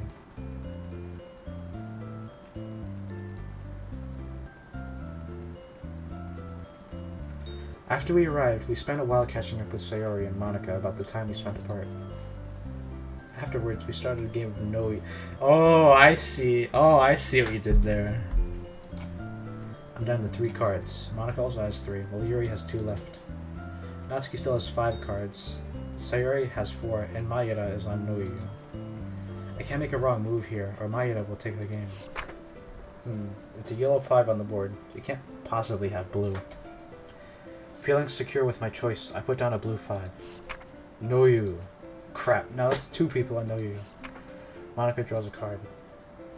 Sorry, Sayori, I have no choice. She puts down a pickup 4. No! Natsuki, you meanie. Sayori draws 4 cards. I choose yellow. Oh, thanks, I appreciate it. Maya puts down her final card, a yellow one. Haha, you... I made it blue for a reason, Natsuki. Shut up, you couldn't have possibly known that. Well, Maeda, that makes your 4th win? I think so.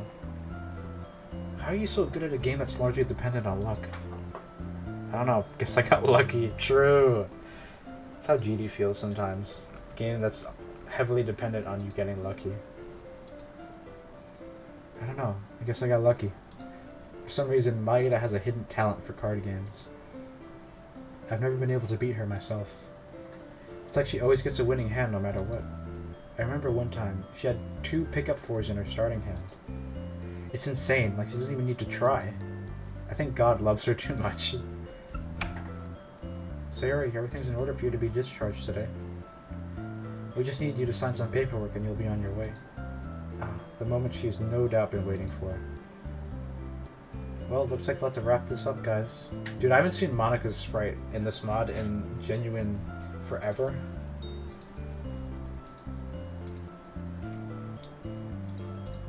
She gets up and walks to the center of the room.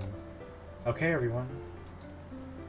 It's time for Sayori to fill out her discharge papers, so let's head out and call it for a day.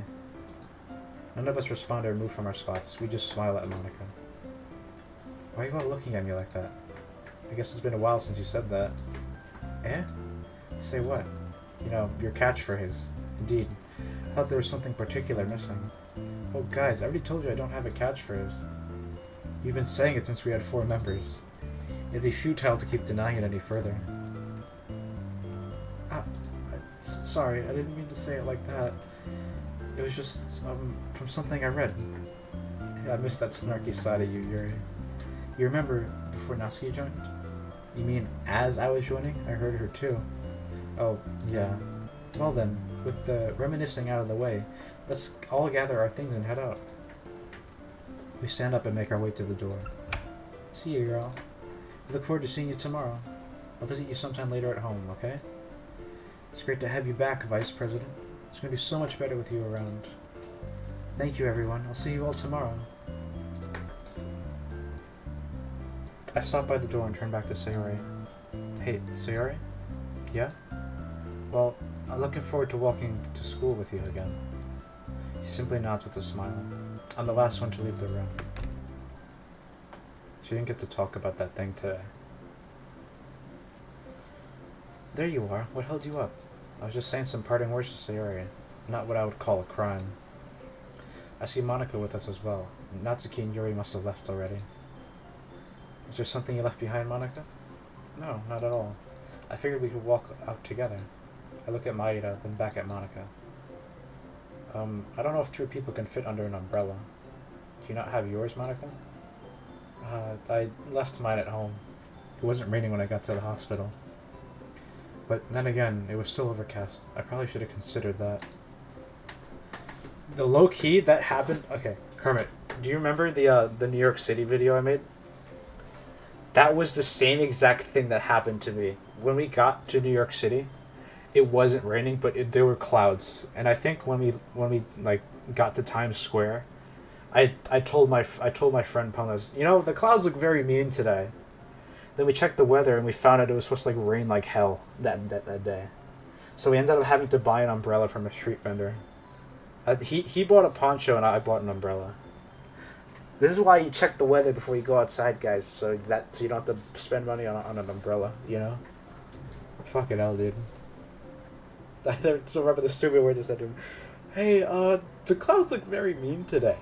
It's like, yeah. And then we had to hide out in that building for like 20 minutes or something. It's hard to imagine Monika not preparing for something like the weather. Then again, this type of situation has happened with her before. Well, if we can all fit underneath it, then sure. Just so you know, if there isn't enough room, you're going home wet. Why me?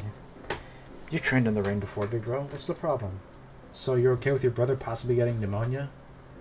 What about being a gentleman? Where are your manners? Oh, I have them. I'm just not sure if I have to use them since I'm talking to you. What does that mean? This is low-key, like, sibling banter. So true. Low-key. I can confirm, I have one. Sorry, was I not obvious enough? Monika's giggling from our bickering interrupts the 2 of us. Okay, that's enough, you 2.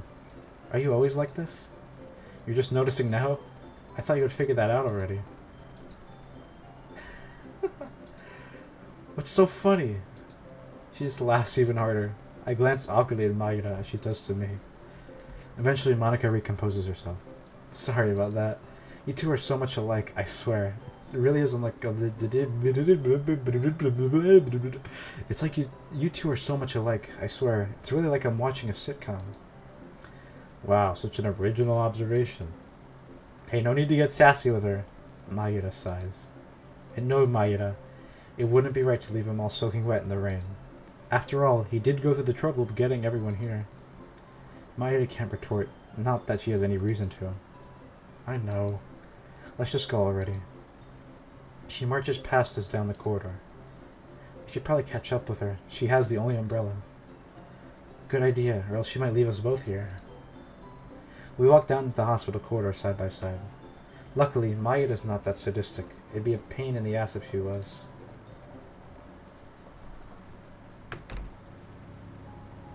Oh, I love this one. I love this song. Hang on, guys. I love this song.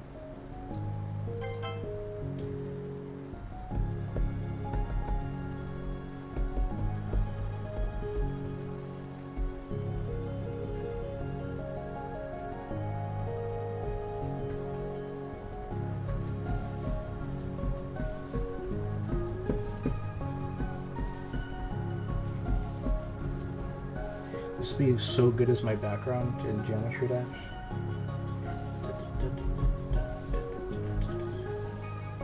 That's such a good idea. Why didn't I think of that? Holy crap, why didn't I think of that earlier?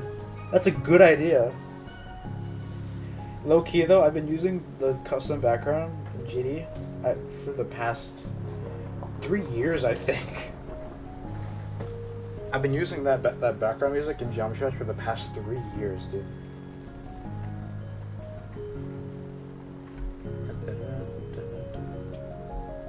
This just goes so hard as my menu, dude. Oh my god. I love this one, dude. After I walk to Monica's house and ours, I get a message from the group chat.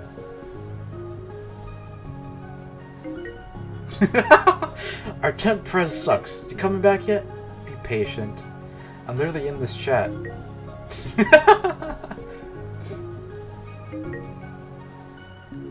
Hi everyone, I made it home. Awesome. We'll see you tomorrow.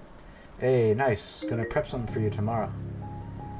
We're all looking forward to seeing you in the club again. Great to have you back, Sayo. Thanks, guys. See you tomorrow. For the moment, things are finally getting back on track. Sayori didn't get to speak to us yet.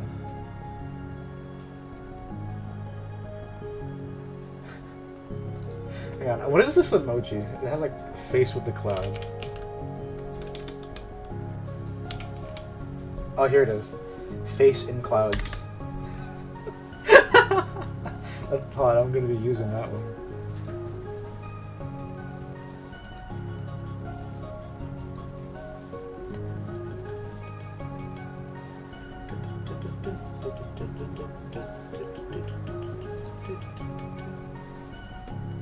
That's a crazy screenshot.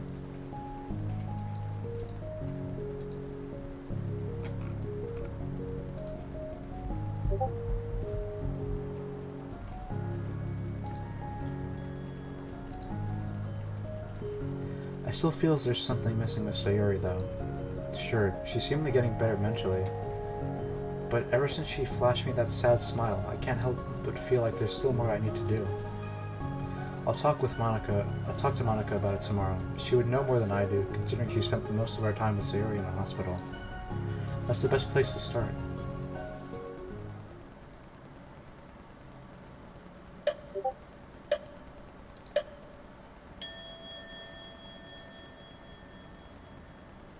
Monica POV.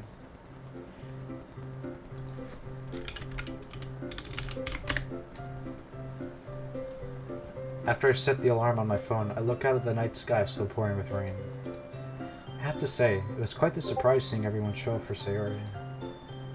R-TwoSix still impresses me to this day. I can't believe I didn't think to invite everyone else as well. Some president I am. No, it's okay. It all worked out in the end. It just goes to show what an amazing person he really is, thinking about everyone around him. He's almost like me. I should get some sleep while the rain is heavy. We're in a dream sequence, guys. I lie down and close my eyes, letting the rain lull me to sleep. We're in a dream sequence, guys. Damn it! It's been a hot minute. I had just written my name on the debate club's application form pinned on the event board. Out of all the clubs available, it felt like that my parents would approve of me being... It felt like the kind of... Can I read? Oh my god. Out of all the clubs available, it felt like the kind that my parents would approve of me being involved in. Being in the debate club would allow me to get the other students into fellow clubs. A win-win for someone like me. English is my first language, right? Well, I'm starting to doubt that. I'm starting to doubt it now. I think Spanish is my first language now. I opened the door to my classroom to find a seat to eat my lunch. I figured no one else would be here and I could just eat in peace, but there he was. He was just sitting there, staring out the window. Was he looking at something? He looked so calm and content where he sat, staring at presumably nothing but the blue sky. Did he know I was in the room? I slowly approached him from the door, bento box in hand. If you try to be stealthy and surprise me, it's not going to work. Blue skies reference, so true. His voice made me stop dead in my tracks. He turned his head in my direction, breaking his focus on the sky. He just kept looking at me. His expression felt like a frozen stare. Guessing by the bento in your hand, did you want to eat lunch with me? Yeah, if that's okay with you. Of course, no problems here. Timidly, I turned a seat in front of his desk and sat at the same table as him. Meanwhile, he was already casually eating from his own bento. Compared to me, who had yet to get comfortable in my seat. If you need it, I'll give you some time to settle down. His gaze returned to the window. Is that what he meant by giving me time? My eyes were still fixed on him. Come on, Monica, focus on something else for a moment. Like, your food. I unwrapped my bento and removed the lid. Upon bringing my head back up, I saw him peering into my bento. I see your lunch is exactly the same as last time. He let out a small chuckle. It was so embarrassing. Did he think my tastes were really weird? That's not a bad thing, is it? What? No, of course not. I never said that. Well, what did you mean? It's just you being you, you know? It's never a bad thing. Everyone has their own opinions and beliefs, and the best we can do is allow them to feel how they do. After all, judging a person doesn't define who they are. It defines who you are for judging them. So, you're saying you don't judge me for being a vegetarian? Exactly. I felt myself relax a little. As we ate in comfortable silence, I felt that I finally had an opening for what I wanted to share with him. Hey, so, I joined a club. Oh, that's cool. Which one did you choose? The debate club. Oh? What's up? Oh, it's nothing. I've just never seen you as a political person, that's all. Well, my parents are trying to get me more involved with politics, despite how boring it sounds. Yeah, politics is nothing but a bunch of noise that you either want to shut up or fall asleep to. Yeah, I know what you mean. My mind then turned to a question I'd meant to ask him since the rooftop. Hey, I wanted to know something. Yeah, shoot. Did you want to join the club as well? He's very mad about this. He's not very excited about this question. Yeah, no. Sorry, but as nice and compelling as that offer is, I'll have to decline. Oh. So, you don't want to be in the same club as me? What? I never said that either. I'd love to be in the same club as you, Monica, I promise. But, like I said, politics isn't my thing. I doubt I'll even be useful to the club, let alone show genuine interest. I don't think that's true, though. Huh? I may not have gone to the first meeting for the club, but I think you'd be great there. You'd certainly be a great role model with how mature and knowledgeable you are. Me? Knowledgeable? I'm just someone who goes wherever he wishes. Plus, if I was knowledgeable, wouldn't they or anyone else come to me for advice? He had a point. I've never actually seen him interact with anyone other than myself. Don't you talk to anyone else here? Can't say I do. Is that the other reason you don't want to join? Yeah, school bus that's currently passing by my house. Yeah. Is that the other reason you don't want to join? You don't want to interact with other club members? Or are you not able to? It's not that I'm unable to. I've got no problem with talking to people as I am with you right now. Loud ass bus. True. I just choose not to socialize, that's all. I tend to be someone who just wants to get by, you know what I mean? Not to draw attention to myself. I've been taught that standing out isn't always good. It has its benefits, but it also has its drawbacks. Okay, can you give an example for each? Well, for benefits, you get to be more social, get recognized by others for how good you can be, and it keeps you motivated. As for drawbacks, you become much harder for people to forget about. They'll put expectations on you, and you can become a source of ire from people, even if you did nothing wrong. I could list a dozen more drawbacks, but I won't bore you with it all. I felt downtrodden from his rejection. Maybe I shouldn't join them. Huh? Why? Well, with how you put it, it just doesn't sound that enjoyable. He sighs. Hey, I wasn't trying to change your outlook on the club. You shouldn't let my opinions deter you from making your final decision.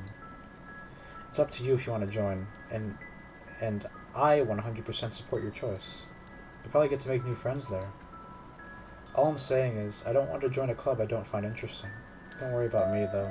Do what you want. He really knows how to win an argument easily. He'd have to have been a natural. I was still really hoping you'd reconsider. Then, I got an idea. Yeah, you're right. I should also respect your decisions. Sorry for sounding selfish. It's okay, you weren't being selfish at all. But in allowing me to respect your decision of not joining the debate club, perhaps I can burden you with a favor or two? Eh? Alright, what is it? 1. If I want to talk about the club or need help with anything related to it, I can talk to you about it, okay?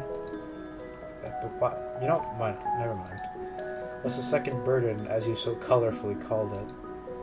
Well, this doesn't relate to this doesn't relate to the debate club per se. You could call this a future request of sorts. Okay, I'm listening. If I, perhaps, started a new club, would you be interested in joining it? Thank you, Windows. Let's finish setting up. Thank you, Windows. I appreciate it. Thank you, Windows. I needed that.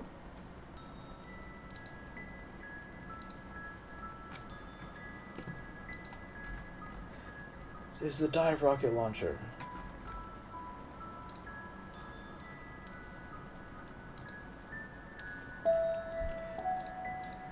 As long as it's nothing political, then sure. Good. Now I have to start brainstorming one. Huh? What? Right now? It's just a joke. You know, not assuming here or anything, they seem to be strangely fixated on me being in the same club as you. Maybe I'm just looking too deep into it. Yeah, you are. Oh, sorry about that. Put my face on the desk to hide my blush. Why did I make it sound like I was obsessed with him joining? I'm such an idiot. Evil ass thunder. Oh. Ow, that was loud. I sit up, slowly rubbing the sleep from my eyes. It's eagerly, yes, dude, yes. Love it when I do that. It's early in the morning, or so my clock says. I look out my window, watching the rain fall. It really just won't let up. Why was I so obsessed with him joining the debate club? I mean, I'm happy he didn't since I quit after some time. And now he's in my club. I suppose it doesn't really matter to ponder on it much now.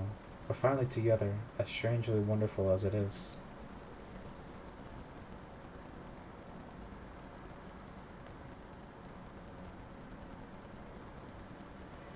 One, 2, 3, 4. Back to adventure. Rain. I say that like I'm surprised. It's been non-stop for about a week now. Monika's room background is in the modern archive. Oh, okay, cool. That's nice. Luckily, it hasn't gotten to the point where it's flooding yet, but it gets tiring seeing nothing but gray skies after so long. Makes it feel like it makes it feel like we took all those nice sunny days for granted. While I'd like to sleep in, it's a school day today, so that's a no-go. Guess I should get a shower and hopefully that'll wake me up. Still drowsy and feeling cold, I grab my clothes and head to the bathroom. After showering, I walk into the kitchen. Something's how I hit my hand. I hit my arm on the boom arm. Fuck. Something's missing. But what? Ah, Mayra. She's usually up and moving before me. Did she leave for school early or something? No, even if she did, she usually leaves some kind of breakfast out for me. She's sleeping in? That's pretty unlike her. I yell upstairs where her bedroom is. Mayra, you awake? Oh. I hear her groan. It sounded like it came from the living room. I walk in to see Mayra lying face down on the sofa. She's still in her clothes from yesterday, too. Did you fall asleep in here last night? I don't remember. She doesn't look right. Hey, are you feeling okay? Huh? That's random. She's... I don't know, you just look a little pale. Pale? If you can tell I'm pale, you must be looking at me pretty intensely, you perv. Not like that, just... I walk over and put my hand on her forehead. Jeez, you're burning up. What? No, you're just being dramatic. I feel fine. Says the one who fell asleep on the couch. So what? If I did that, you'd be throwing a fit about how it's not a good place to get a good night's rest. For your information, I fell asleep here while I was looking at the stars with my telescope. You never do that. Well, you're not helping your case much here. Shut up! I'm fine, okay? I don't need a thermometer to know you're getting a fever. You're definitely staying home today. Well, I'd sure like to see one. Mayra digs a little thermometer out of the cabinet drawer and takes her temperature. See? It's not that bad. How's... Wow! How... 102? Wow! Let me translate that for you guys. That's bad. That's 39 degrees Celsius. That's bad. Wow. Jesus Christ. That's 39 degrees Celsius, bro. That's like horrible. It's always a bit warmer in the living room. I bet that's it. I'm still going to school. Mayra, I'm putting my foot down. You are staying home. Nice try with the whole big brother act, but you can cut it out now. Mayra, just listen to me. I told you, please. I can't take the stress of worrying about one more person. Okay, still stay home. And rest? I know how to take care of myself, thank you very much. You of all people should know that. Of course I know that. I also know that you like to overwork yourself to the point of making yourself sicker. Take it easy today. Fine, but after I make us some breakfast. Mayra tries to sit up, but she quickly falls back on the sofa. Whoa, my head. Lightheaded? And what if I am? Give your body a break. I'll make us breakfast. Stop that. Stop what? Trying to take care of me. You already have enough on your plate. You don't have to worry about me. Mayra, you're my little sister. Of course I'm going to worry. But you said, I know what I said earlier, but doesn't mean I'm not going to worry regardless. Look, I know you like to be independent and take care of yourself, but if you push yourself too much when you're sick, it might make it worse. I'll be stuck in bed a few days if I have that fever. Same. Genuinely, like, damn. I don't want to add any more stress than I have to. You already have enough of that. I'll be fine. You better hurry up and get ready to leave. Okay. Need anything before I go? Nah, I think I'll just go to my room and rest some more. As long as I don't get up too fast this time, I should be able to get there on my own. I won't let a little sickness stop me. Mayra being Mayra.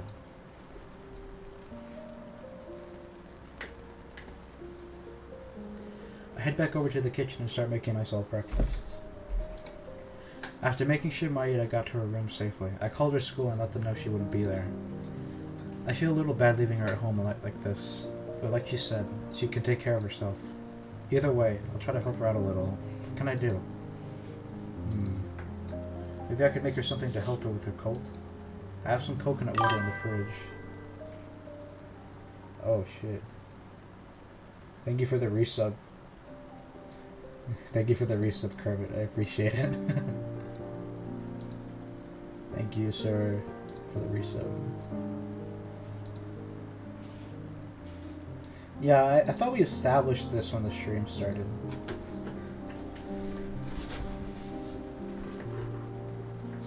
I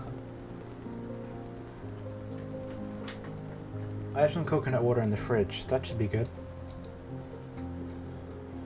I appreciate it nonetheless. You don't have to sub to me. I just like to play games. After I get home from school, I'll treat her to some.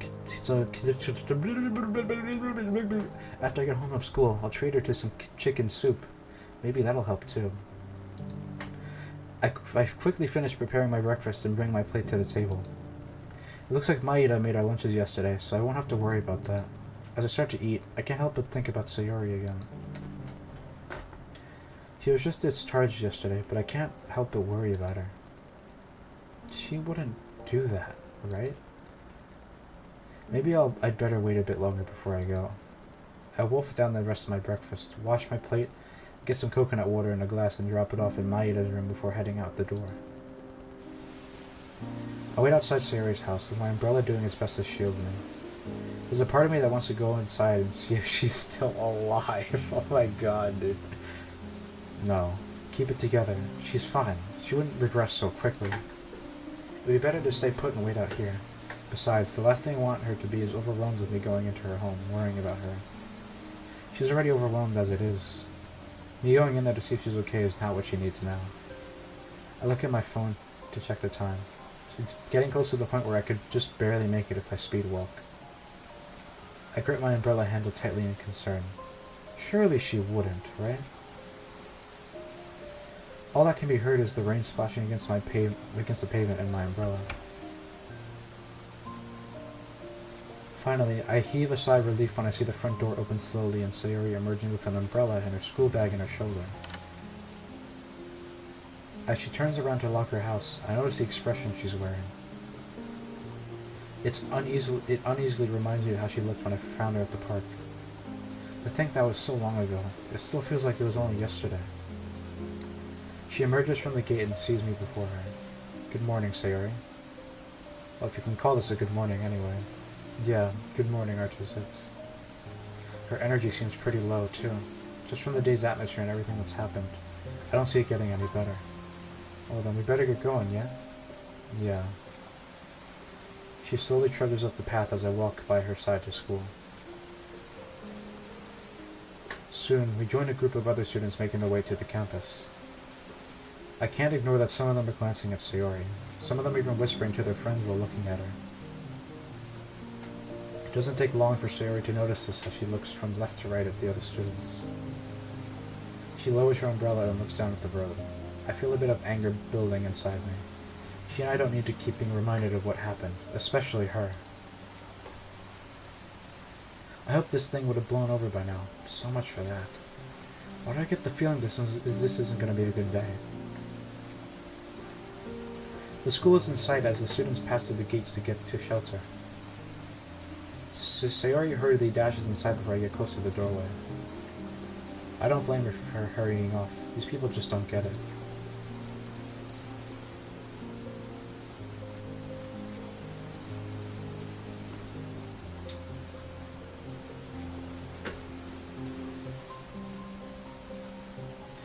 Kane uploaded a video, and I kind of want to see what it is. So I'll watch it after I stream. Dude, this is like the second time he's done this, right? He's like, guys, I'm gonna less than DDLC uploads, and he's like, oh, I was lying. They did it again, guys. I'm quitting all DDLC, and then he's like, oh, guys, that was a joke, guys.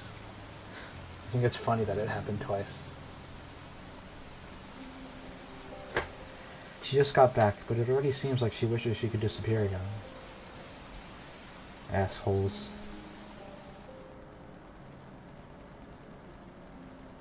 It's bad for me. Bad for you?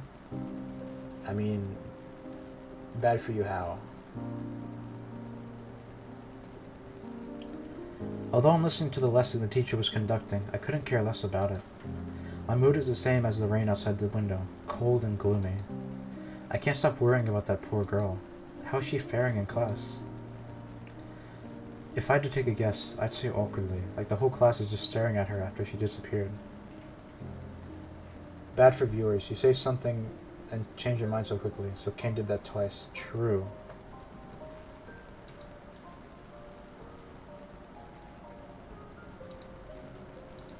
I mean, okay, I'll put it this way.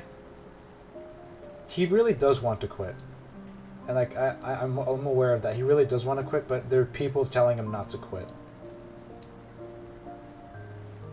And I think the people telling him not to quit are doing more damage by telling him not to quit, because he doesn't like doing this anymore. And they're like, you know, some people in DTC tried to talk him out of it, and some of them were able to talk him out of it, but he also said that he hates doing this every day because it feels like a chore. I feel like the people telling him not to,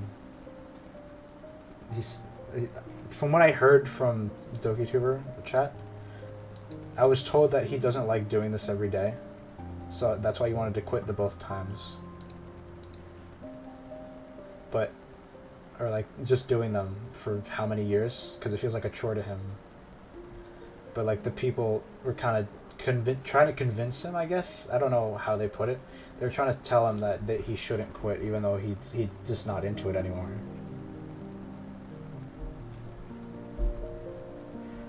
So, I don't know. It's really, really weird this time around. Because he wants to quit, but people are saying he shouldn't quit, or like they tried to talk him out of it a little bit. It's like really confusing. I feel like if he really wants to quit, he shouldn't listen to them. Because I understand the whole, like, you don't want to do it because it feels like a chore. That's how I felt with playing Geometry Dash, you know? That's why I like plateaued for Geometry Dash, like, after, like, March or, like, April. I, like, died. Like, it was over, because I hated playing hard levels. I just stopped. But I was able to find a way to, you know, still play it, but not, you know, make it like a chore, you know? I just get pinged too. Oh. Gold reward.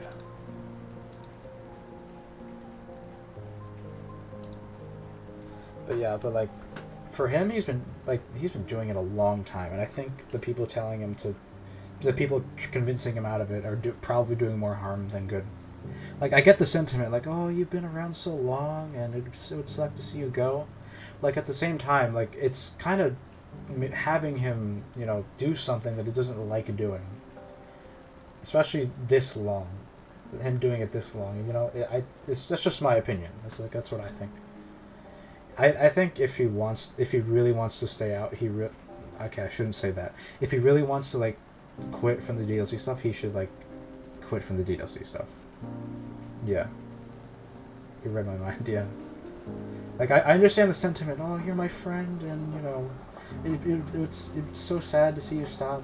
Like, maybe you could keep doing it in this way. Like, you know, you get what I mean. I feel like that kind of sentiment does more harm than good. You know, that's just me, though. And, like, stuff like that will turn into what happened to me last month. October, you already know. It'll turn into what happened with me in October. I completely, like, burned out. It was over for me. I completely burned out. I think my brother just got home, too. Yeah, my brother just got home. But yeah, it would just be really unfortunate if that's what happens to him. You know, that's what I think, though. It's always sad to see, like, a friend you've been making content with, you know, have to leave the space. I get that sentiment, but it's also equally as bad if you try to convince them that they should keep doing it even though they clearly don't like doing it. Like, I think that's more that's about as bad.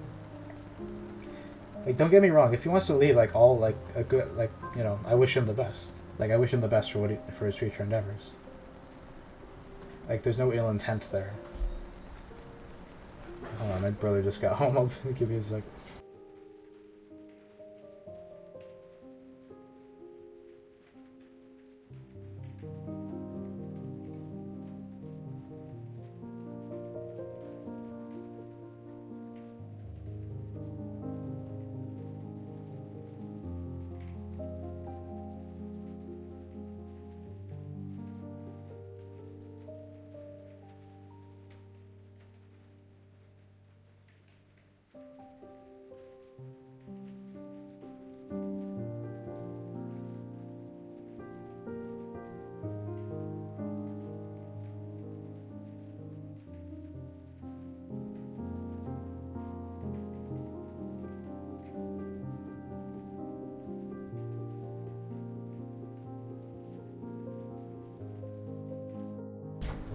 I'm back. Alright, what was I talking about? Talking about Kane. Yeah, Kane and retiring. Yeah. Like I said, I wish if he truly wants to quit making DDLC stuff, I wish him the best in his future endeavors. He is actually the first DDLC YouTuber I watched, because I watched his like some of his Salvation videos until I started playing the mod myself.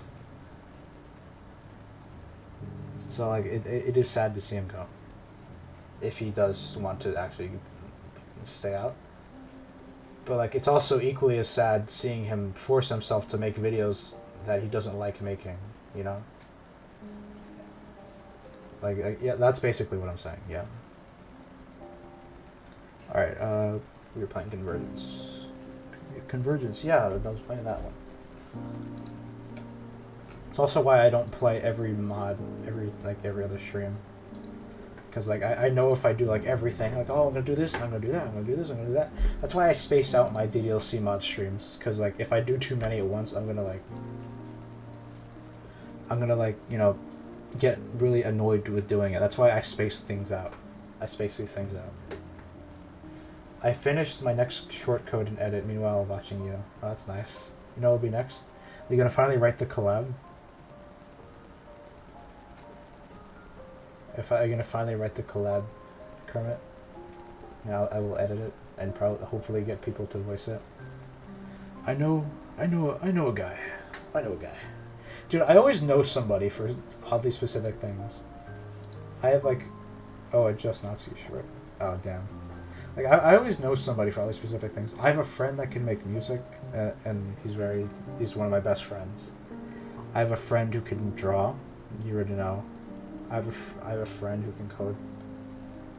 I have like friends who are oddly specific. I have friends who do voices. I have friends who can edit. I have like oddly specific friends. It's so funny. Oh, I didn't tell anyone about this, but there is, for Saltwater Scramble, my mod, it's getting a new main menu theme. It's the only bit of original soundtrack it's getting, though. Because it's like, it just annoys me when the music's very happy-go-lucky and the menu's like gray. Like, it clashes so much, it actually just annoys me. So I asked my friend, yo, could you like recompose this to make it sound a bit more, you know, monotone? And he's like, yeah, sure. So I'm currently waiting on that, which is like very cool.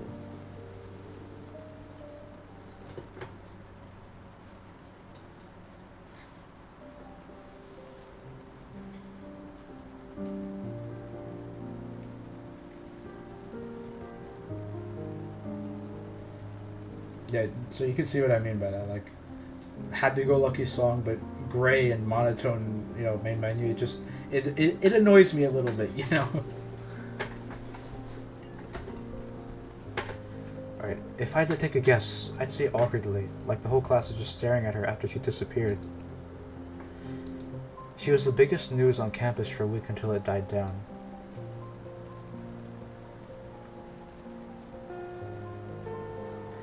My classmates start filing out of the classroom as I remain, looking out the rainy window. I think of going to Sarah's classroom to eat with her, but that might upset her. We hit 2 hours, by the way. She'll know the real reason I'm there. Everyone needs some time on their own, and Sayori is no exception. I grab my bento box out of my bag and place it on my table. I have maybe an hour more to finish. I usually eat on the rooftop or outside under a tree, but I'm not exactly looking to eat on I usually eat on the rooftop or outside under a tree, but I'm not exactly looking to eat a soggy lunch today.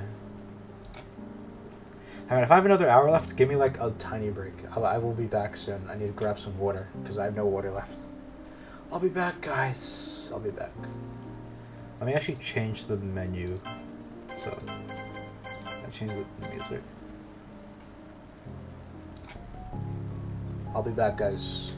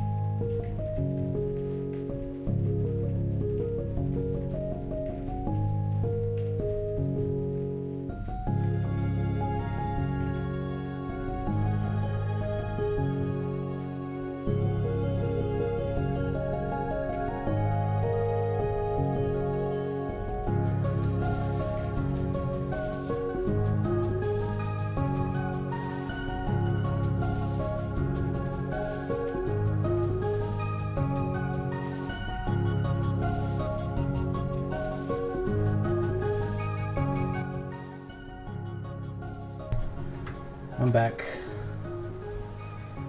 It's always good to take breaks, not to sit down that long.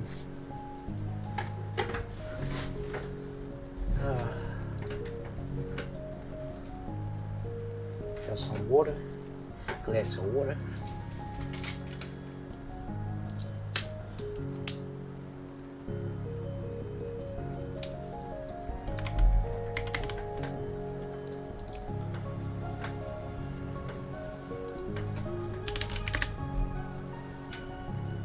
Saw your DM, Kermit.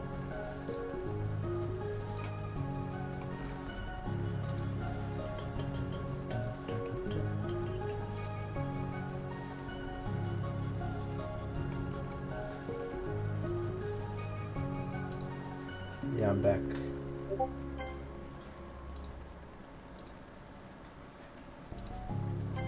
Alright. Eating outdoors is always better than indoors, though it feels so much more relaxing to me. As I set everything up to eat alone, I hear someone coming into the room. Hello, Monica. Ah, hey there. Oh, my dog just pulled up. What's up, dog? What do you want? Got something to say? Got something to say? Huh? My dog just pulled up, guys. Oh no, don't worry, I'm not gonna zap you. I'm not Hassan Piker, don't worry. Got something? Hold on, let me push the mic down. You got something to say? Hey, look at this. What is that? He does not care.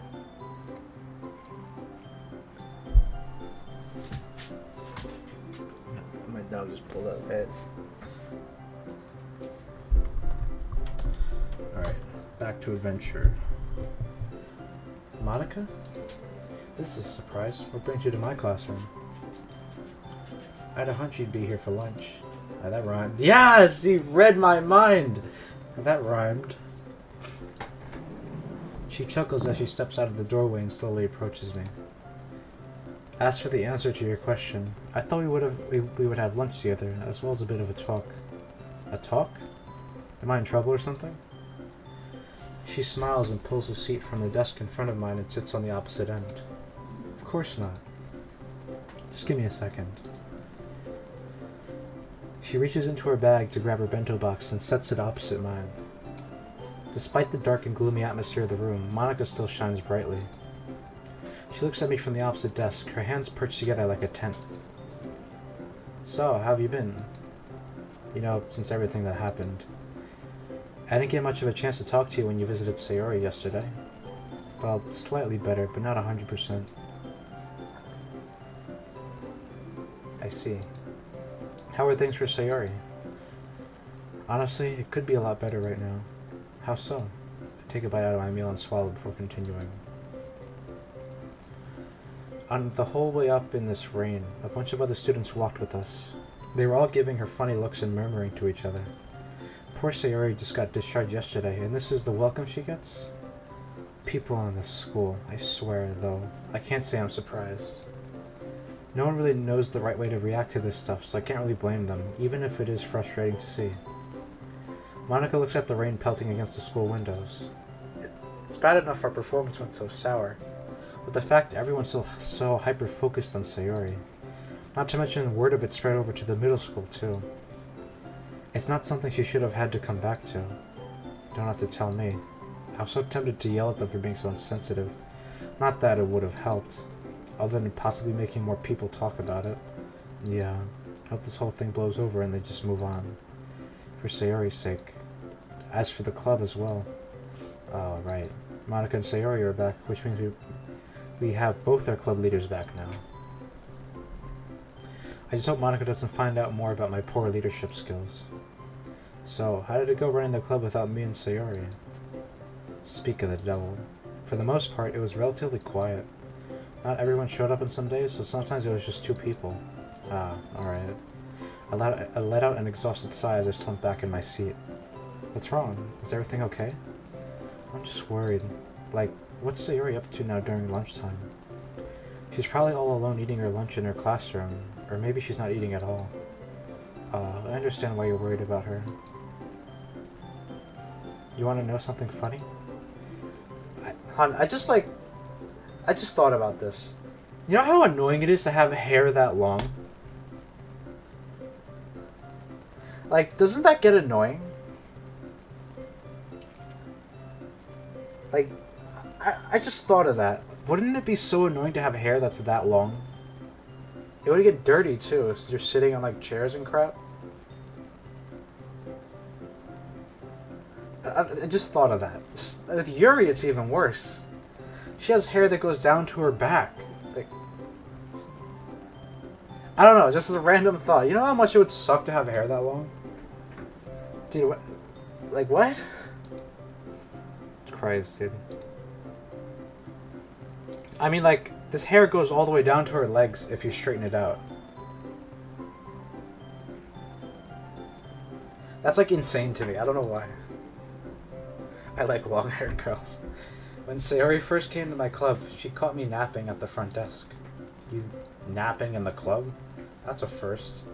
That's what happens when you spend many late nights staying up and not getting the sleep you need. Did you get good sleep? Most nights, yes. It can be really hard to get enough sleep nowadays.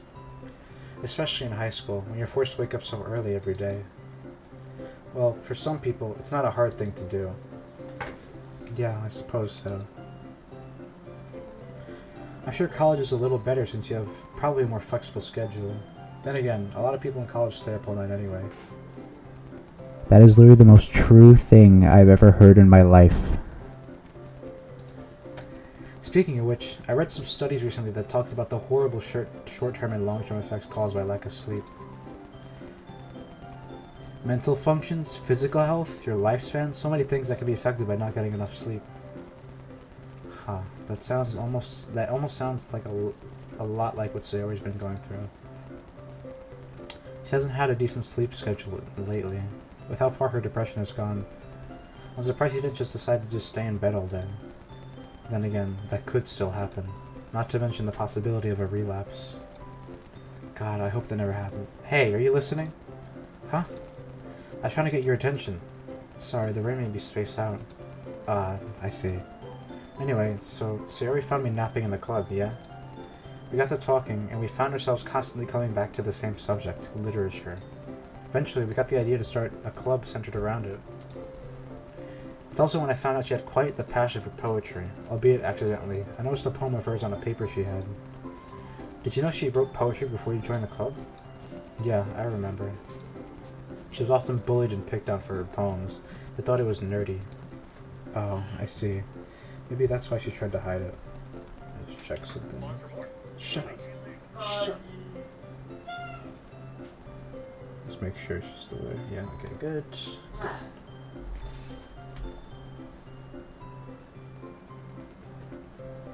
Oh, I see. Maybe that's why she tried to hide it. She takes another bite of her lunch. The clouds still unyielding, but they're watery torrent. I hope today's club meeting will cheer her up somehow. My dog just pulled up again. Hold on. Heidi, come here. Come here. You're gonna play the smart with me. Come here, dog.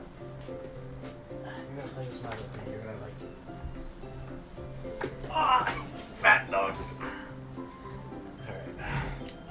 I got my dog in my lap.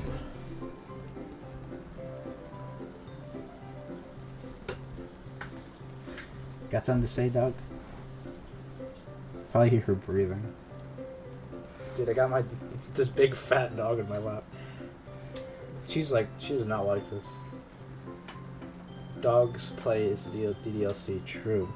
Haiti, do you like this mod that I'm playing? She's looking at the screen at least. I gotta take a picture of this. This is so funny. Hold on.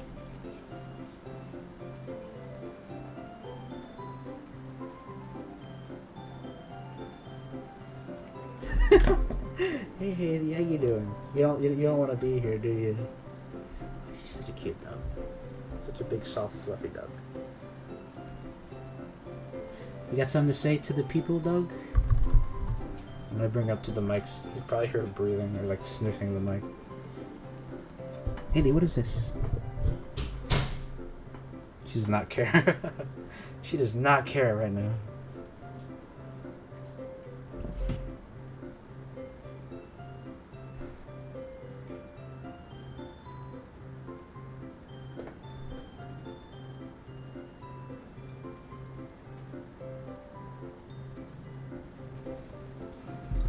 You go back on the ground, because you're very heavy, and you're not a lapdog.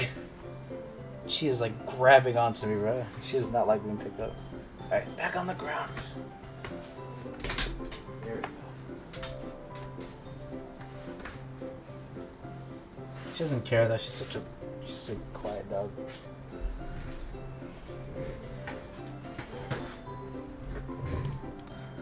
My other dog is a lap dog though.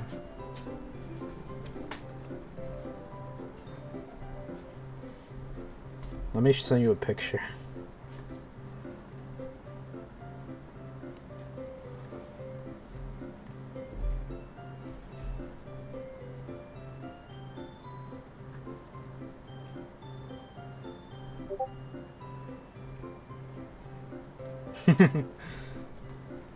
It's my dog playing, streaming.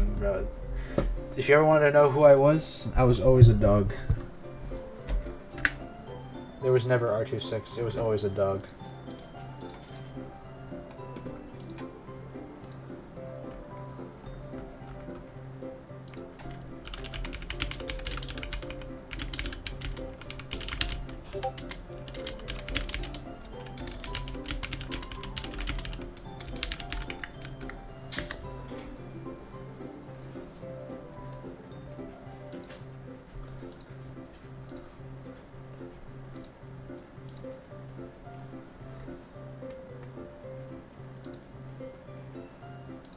Alright, back to adventure.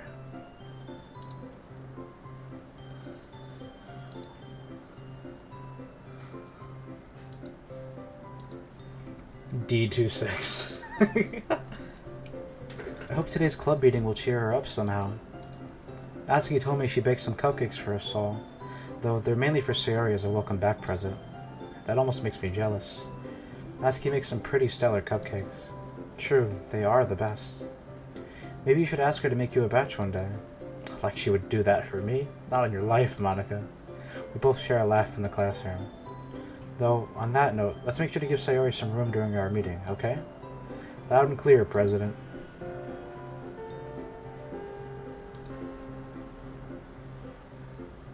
Ah, lunch is over, huh? Goodness, it certainly went by quickly.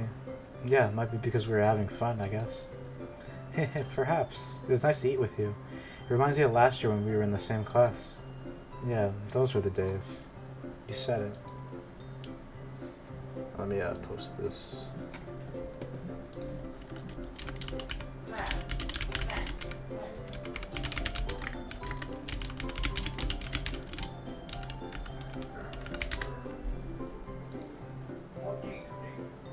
You said it.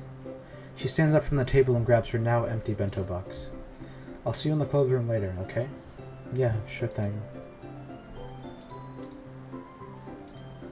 Oops. I wouldn't miss a chance to grab a cupcake now, would I? Definitely not. Enjoy your next class. And with that, she takes her leave and returns to her classroom, which, coincidentally enough, is only just next door to mine. Still, despite her being cheerful, I'm willing to bet this also been hard for her. Monica's pretty much been my substitute for Sayori ever since the beginning of last year. That's a way to, I guess that's a way to put it, I don't know. Granted, we still saw each other, but not a lot, especially not after that one day. My mind is still berating itself on why I didn't dedicate more time to Sayori when she needed it back then. The fact she had to open herself up to someone she knew a lot less than her own childhood friend speaks volumes of how much I could have done better. But it's not too late to start stepping up. I need to be a better friend to Sayori moving forward. I can't risk this ever happening again. From the side, I see all my classmates enter the room again, ready for another lesson. Let's get this over with.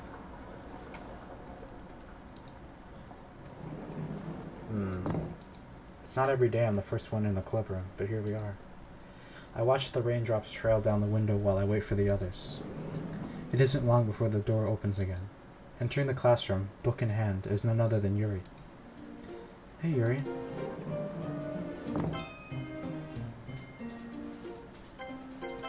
Oh, hello there, R-TwoSix. I didn't expect you to be the first one here. Well, it's happened before, so it's not that surprising. My class is on the same floor as the clubroom, so I didn't have far to walk. I see. Although, if that's the case, then wouldn't you be the first one here more often?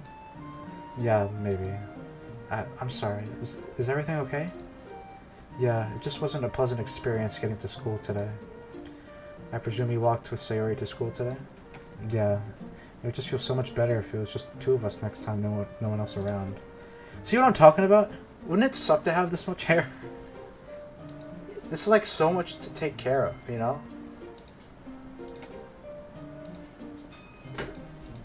Yuri looks down as she takes in what I said before turning back with an understanding look. I think I know what you mean. Having others look at you in an uncomfortable way and whispering who knows what to their friends. It's something I'm all too familiar with. Before she can continue, the clubroom door opens once more. Both Monika and Natsuki enter the room, the latter carrying a box with her, which no doubt has the cupcakes. Hey guys. Hello Monika. Hello Natsuki. Hi. Natsuki heads over to the closet and puts the box down on a shelf. Have you seen Sayori today?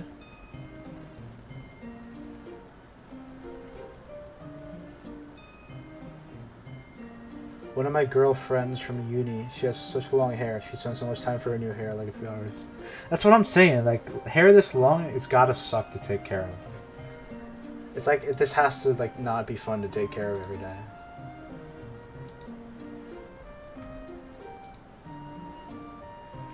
Yeah, she told me she'd be on her way. Did you mention the cupcakes to her? All I said was I had something to give her when she gets here. Is she doing okay? I don't know. I haven't spoken with her since we got to school. You'll get the chance here and during your walk home, right? Yeah, I guess so.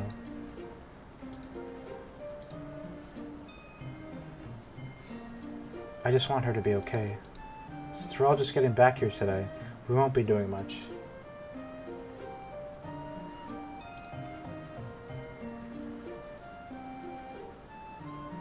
We'd have to wait for Sayori to arrive.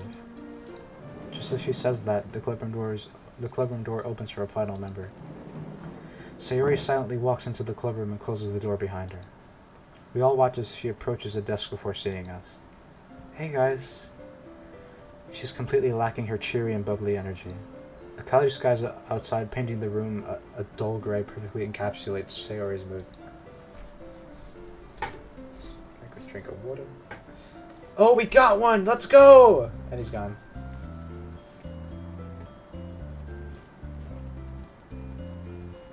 I have weakness on ponytail-haired girls. Best viewers! Yes, best viewers, dude.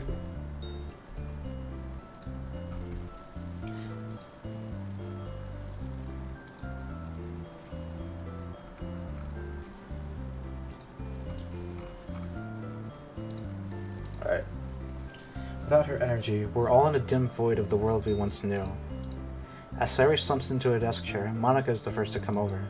She crouches down to Sayori, resting a hand on her back. Hey, how is everything going? The only response that Sayori gives is a weak shrug. I know this isn't what I would call the best setting at the moment, but we just wanted to say it's great to have you back, Sayori.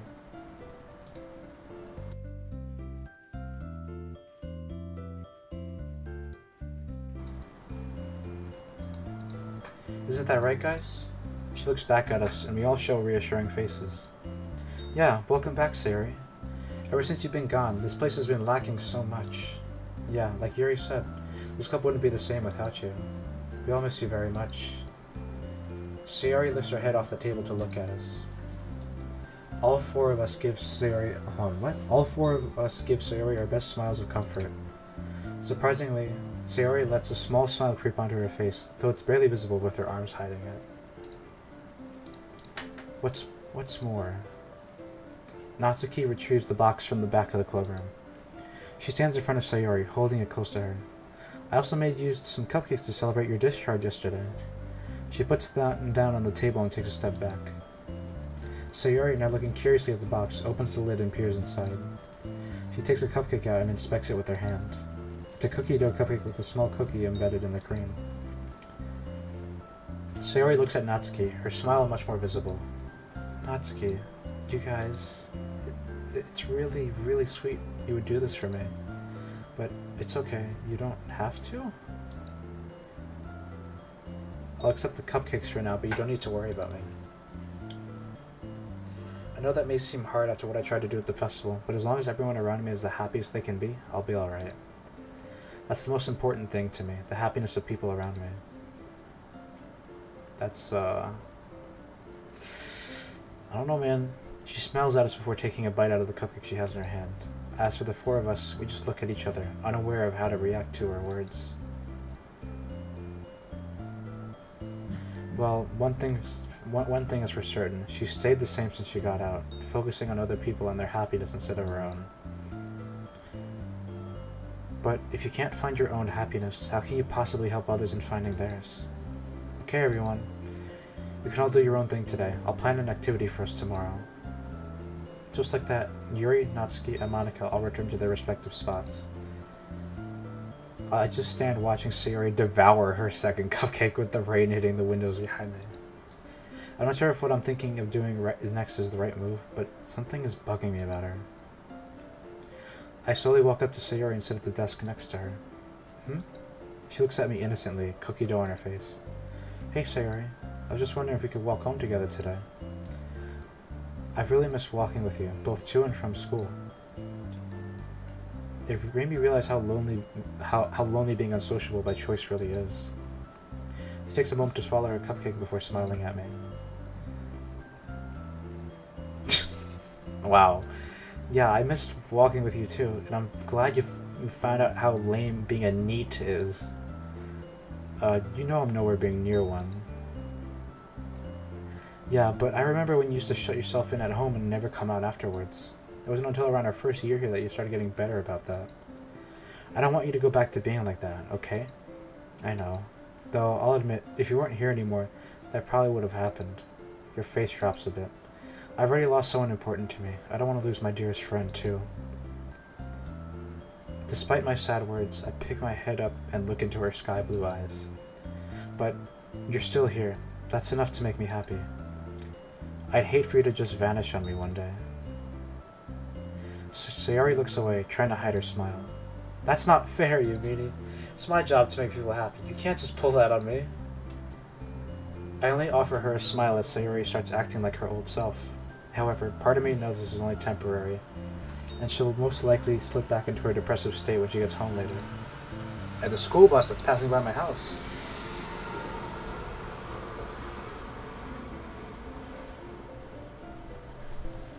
The best I can do is find any way I can to stave off her depression for now. Okay, everyone, that about wraps up today's meeting. Granted, it wasn't much of one, but that'll be different tomorrow. I'll see you all then. Everyone starts to gather their things. After grabbing my bag, I walk over to Sayori, who's putting the cupcake box in her school bag. You ready to head out? Mm-hmm. Awesome. As we approach the doors, we wave goodbye to the others and set off together. Random question, how far is your house to Times Square? By train, like an hour and a half. Driving, probably an hour, maybe a bit less, something like that. That's about how far. I like taking the train though, so. As we approach the doors, we wave goodbye to the others and set off together.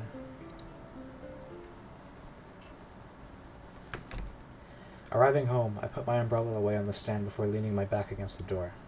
I dropped Sayori off, and she said she would see me in the morning. Even now, though, there's still so many thoughts swirling in my head at the moment. Predominantly from what she said at the club. I'll accept the cupcakes for now, but you don't need to worry about me. I know that may seem hard after what I tried to do at the festival, but as long as everyone around me is the happiest they can be, I'll be alright. That's the most important thing to me, the happiness of people around me. I know her goal in life is to make everyone happy, but that can't be all Sayori wants in life, right? There has to be something for herself she wants to do, but what? This will probably bug me all night. I'll never stop worrying about her at this rate, only when she's in a better spot in life, at least. Who knows that? Who knows when that will ever come, or if it even will? I hear kids outside. We're switching POVs? No. Another day. Another morning of wet drizzle. Shielded under our umbrellas, Sayori and I walk up the wet path to school. Jeez, this rain won't let up, huh? Oh, she's wearing another color. Purple. Purple. Psh.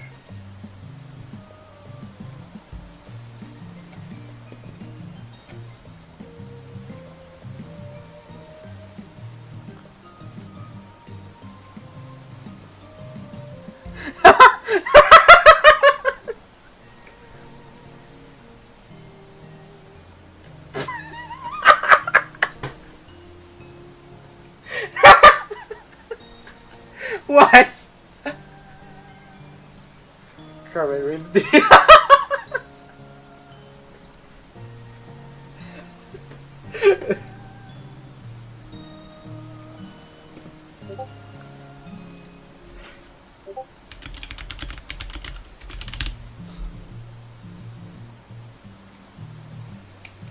Oh, level 100.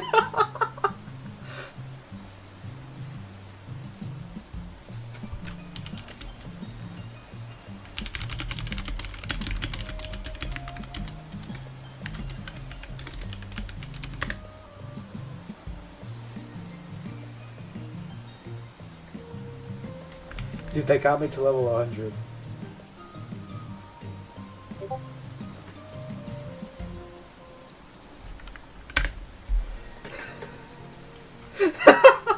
That's actually the funniest way to get to level 100.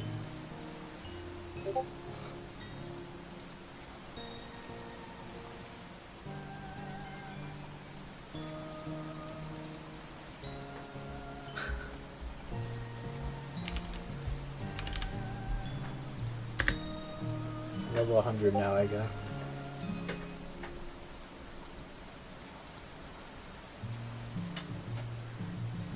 That's funny. Level up, it's just... That's funny. Dude, who says that? Dude, who says that?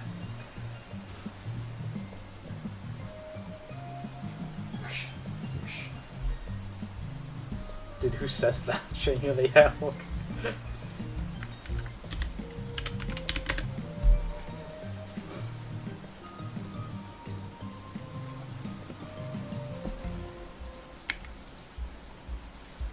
That's such a funny message to read, by the way. Hello, friend in YouTube chat. Bro is still streaming. Yes, I am.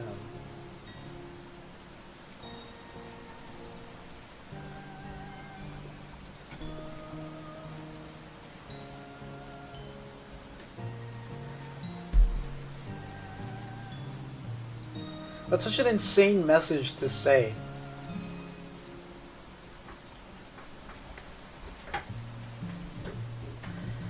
I heard it's supposed to clear up by tomorrow. Well, it's about time. I need more water and we'd have to pray Noah's Ark is nearby. That's crazy. Friend, I know about the delay and I can't fix it, so yeah.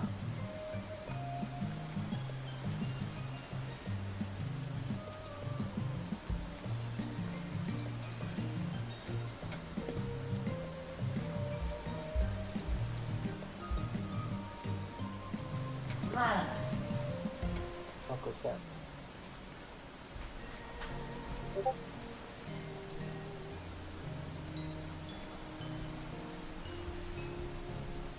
Yeah, that's great timing, actually, yeah.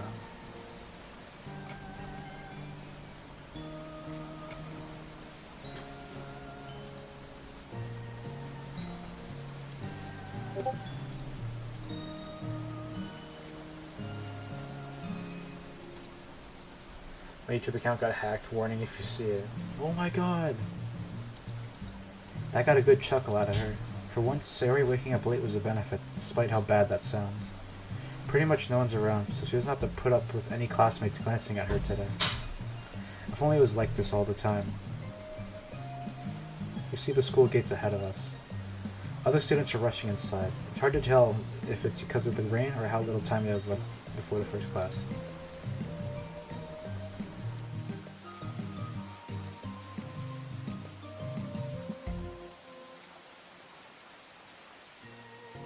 Sorry, I had a little sneeze there.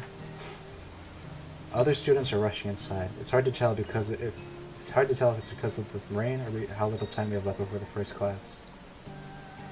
Hello, friend. Welcome back to YouTube. I mean Twitch. I mean YouTube. I mean Twitch. I mean kick.com. Yeah.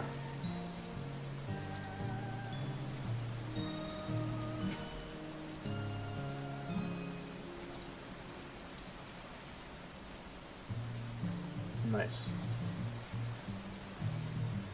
V has a new profile picture? That's crazy. That's actually like... That feels wrong, actually. V has a new profile picture.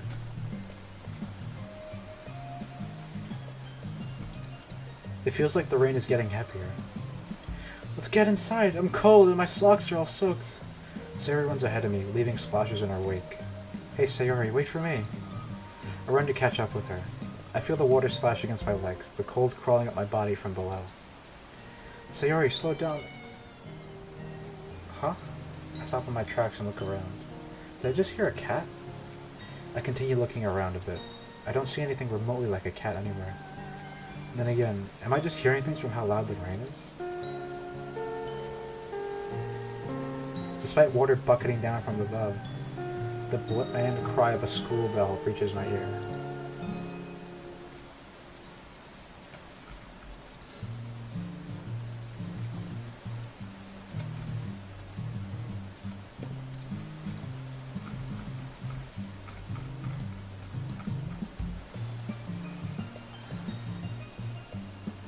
Less than 30 minutes.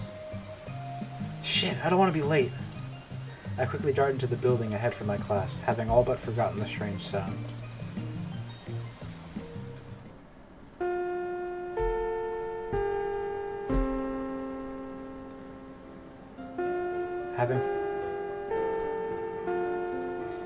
Having finished my classes for the day, I arrive at the literature club doors. Just as I'm about to open them, though... Ah, hi. You're certainly early. Well, it's not exactly much of a trip here for either of us. I know.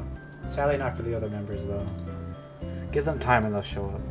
I walk into the classroom with Monica following behind. As we settle down, the others enter the clubroom shortly after and head to their usual spots. I should see how Sayori's doing. I get up from my seat and walk over to her. Looks like she's drawing something. Hey, Sayori? Hi. Her focus hasn't shifted from her drawing. Are you doing okay? Mm-hmm. She doesn't sound or look depressed, just focused on her drawing. Well, that's good to hear. Soon she looks downcast again, sighing audibly. What's up? I don't know. I just feel lost for some reason. Lost? Yeah. It's like, I feel like I need to do something different, but I'm not sure what. Like, get a new hobby or something? Yeah. Oh, don't worry. I'm not going to quit the club if that's what you're thinking. I wasn't, but thanks for clearing that up. I think I get you. I'll leave you alone so you can think about it. Okay. As I turn around, Sayori grabs the bottom of my blazer. Hey, thanks for bringing everyone to see me. And thanks for cleaning my room, too. I forgot to thank you yesterday. I don't think I remember seeing it that clean before. Oh, it's no problem. You, didn't see anything weird in there, did you? If she's hinting at what I think she is, I better keep it quiet. Other than some of your... Other than some of your panties lying around, not really. Oh, okay. Wait, huh? I quickly break free from Sayori's grip and safely retreat away before she calls me a pervert to my face. It's bad enough that Natsuki calls me that sometimes. The last thing I want is for those two to unite against me. Safe from harm, I pull out a small quote book and begin to read. Okay, everyone, could you all come up to the front for a moment? Hello, school bus. I put my book down before heading up with everyone else. That about wraps up today's meeting. I know I said I was going to plan more for today, but I figured that another quiet day would help everyone get more settled in the club. Speaking of which, I forgot to ask, how'd it go being vice president, Yuri? As much as I would like to say something positive about it, I can't really say much. I didn't really do anything when you two were absent. Oh, why's that? Our stand-in president didn't give us any activities to do. Thrown under the bus. In my defense, we were all still recovering from the festival, so I thought it would be best if we had some quiet days to recover. Plus, if you ask both Natsuki and Yuri, you'll find neither of them complain about my leadership skills. Well, yeah, you were a pretty crappy leader. Hey, I was taking you guys into consideration. Cut me some slack. The conversation trails off. Yuri and Natsuki head out the door, leaving just me, Monica, and Sayori. What? Hey Sayori, did you want to... When I look around the clubroom, she was already gone. I didn't even see her leave. I'm just gonna hope it's for a good reason. Monica fills out some papers as I look out the window while watching the rain. Since we're alone, now might be the best time to ask her. As she puts her papers away, I make my move. Hey, Monica? Hi, R-TwoSix. What can I do for you? I just wanted to know something about Sayori. Oh, what is it? I know I probably shouldn't be this worried about her. It's just, I think there's still something on her mind.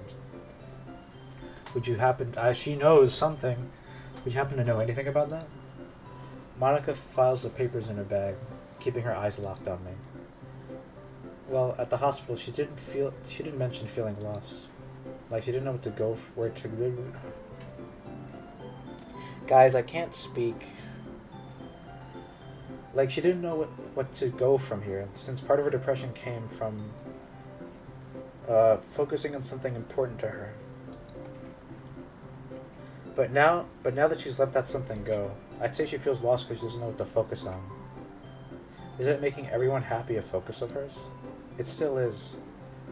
But what seems missing is more of a personal focus. I see. Looking out the window again, I wonder if Sayori got home safely. Hey. Yeah? Wanna walk home together? Oh, she's bold. Wanna walk home together? Don't we live in different directions from the school? Doesn't sound like a problem to me. You've walked me to my house before. Come on, let's get out of here. Monica grabs her bag and beckons me to come along as I grab mine and join her.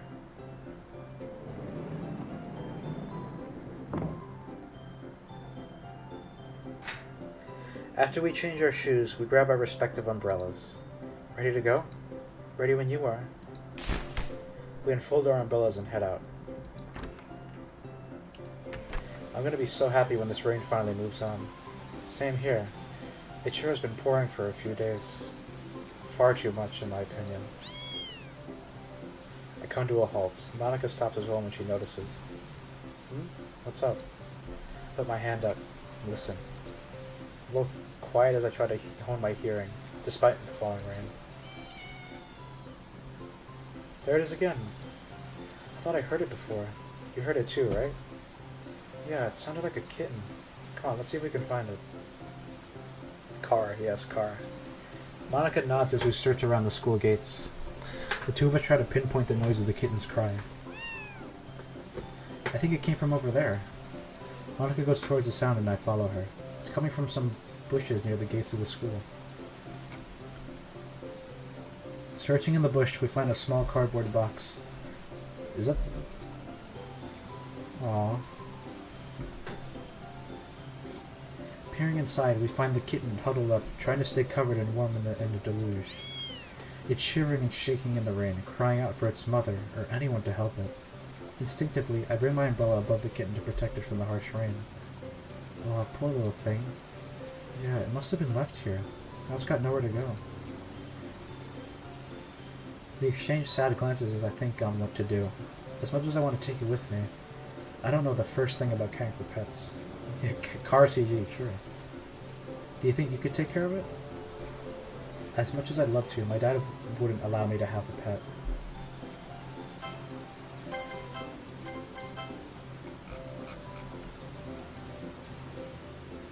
Oh. Strong boys. Good job.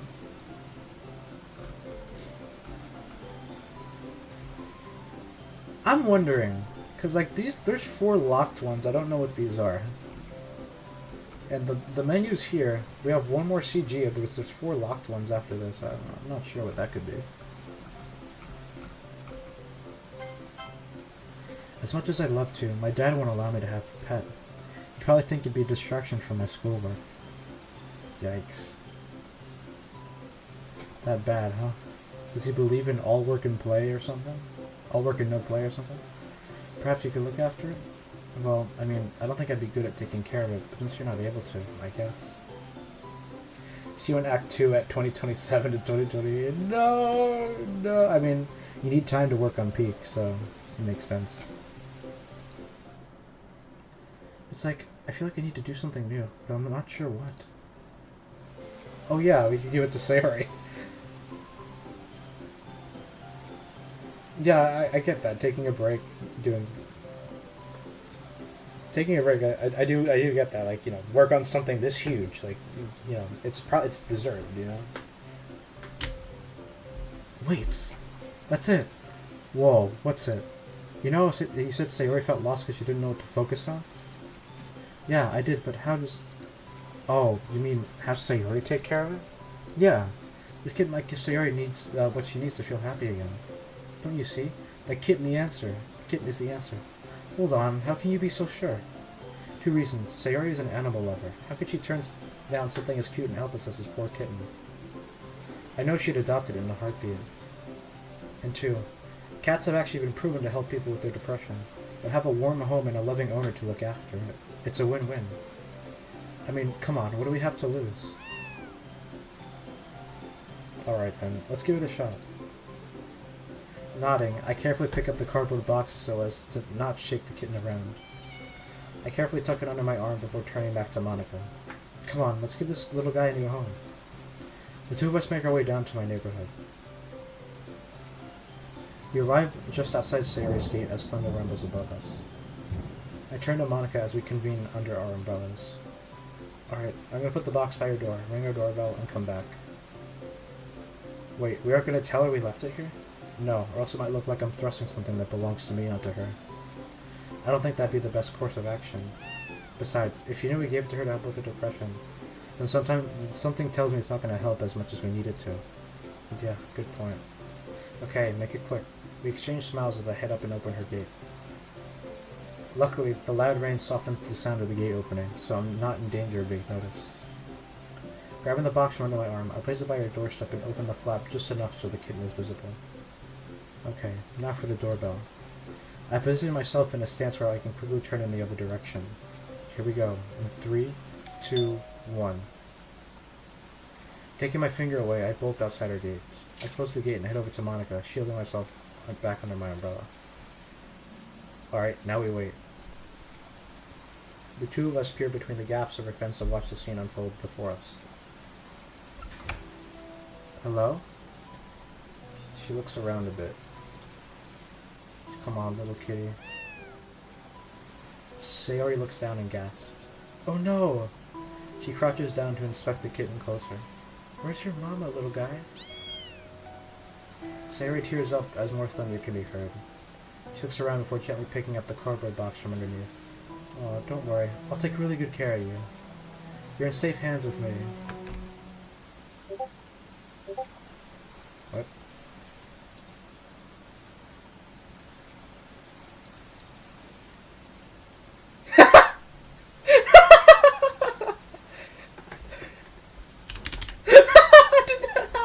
Hold on, I'm so sorry. Hold on. I just got a really funny DM.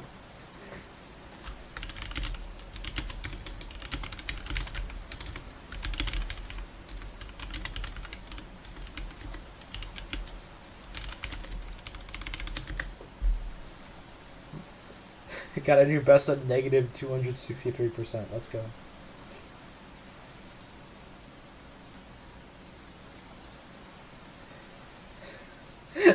So funny. She steps back inside and closes her door. I turn to Monica, both of us wearing satisfied grins. Well, I'd call that a win. So would I. We both stand up and exchange a high five for our successful mission. Well, I should be heading home now. I can walk with you if you like. Oh no, it's okay. You're already near your home. I hate to trouble you with walking all the way to mine. Hey, it's okay, I insist. Let's just call it even since you came my way, alright? Alright, then. With that, the 2 of us start the long walk up to Monica's place. Pink Guy's house, by the way. No, actually, no, I'm lying. It's not it. We arrive at the doorstep of Monica's house. Monica gets under the awning of her front door. Honestly, letting Sayori adopt the kitten was a brilliant idea. Do you know what kind of cat it was, by the way? How do you know? What? The white cat. That's what I could describe it as. White cat. Yes. Scottish fold. From what I can make out, it looks like a Scottish fold. Oh, so you have a hidden knowledge of cats? I am a cat lover, despite the fact I don't own one. Ah, so you sacrifice your chance at owning one for Sayori? Yeah, when you put it like that, you're right. Well, that was very sweet of you, not to mention cool. I blush a bit at your comment. Well, thanks. She giggles in return. I'll see you tomorrow, okay? Yep, you got it. We wave each other off as she opens her door and enters her house. I walk away, but not before looking back at her house one more time. As I do, I notice a silhouette in one of the windows. Looks like a man, but they quickly vanish after I spot them. What's that about? Shrugging, I continue on my way home. Probably just a parent of hers watching the rain, right? As I make my way through the torrent of the rain, my mind starts to drift.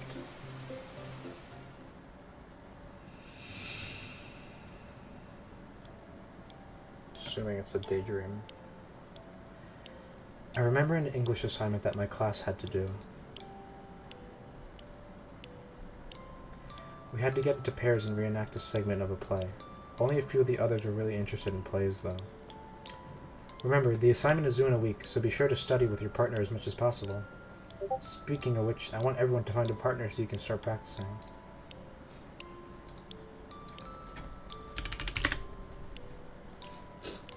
This act focused on Sayori's problems. Next act focused on Ichidoku's problems. That makes sense.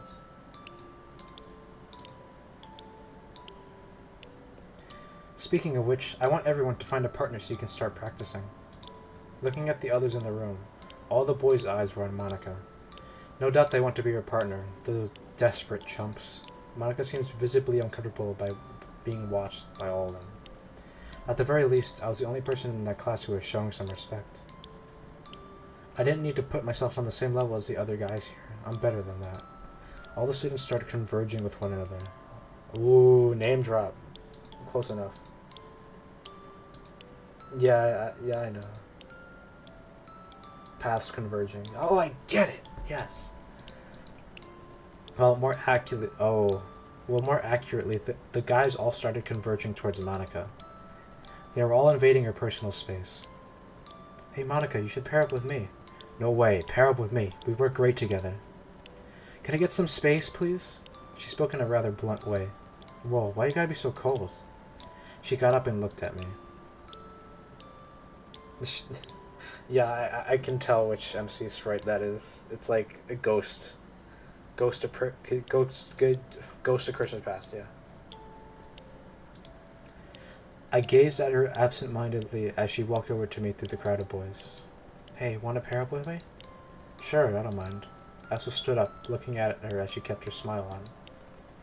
She seemed far more relaxed being near me. Oh, come on. What's so special about this guy, huh? What does he have that I don't? Well, let's see. A brain and manners. Both of which you either lack or don't know how to use. A few of the other students in the room start chuckling. The guy I roasted stayed silent. What the fuck did you just say to me? He came at me, winding up his fist. Excuse me. So what do you think you're doing? He started it. You were just about to punch him. Go to the principal's office. The guy hesitated for a moment before backing away. This isn't over. Oh, I'm sure. That's enough from you, unless you want to join him. He glared with murderous intent as he grabbed his bag and left the classroom. The other students were looking at me and Monica. What are you all looking at? They quickly averted their gaze and started to form into pairs of their own. Hey, are you okay? Yeah, I'm fine. You just nearly got hurt. How can you be fine? It's okay. The guy's technique was awful. I don't need to worry about him at all. Though, I hope it didn't spook you enough to not pair up with me. Well, no, it doesn't. I still prefer you over the other boys, that's for sure. You really shouldn't instigate fights like that, though. You'll just get yourself hurt. I know, I just thought I'd answer that idiot's question. You know, get the message through his thick skull as to why he shouldn't pair up with you. Still, he could very well try to get back at you. He seemed fairly short-tempered. You don't have to worry about me, Monica. I'll be just fine.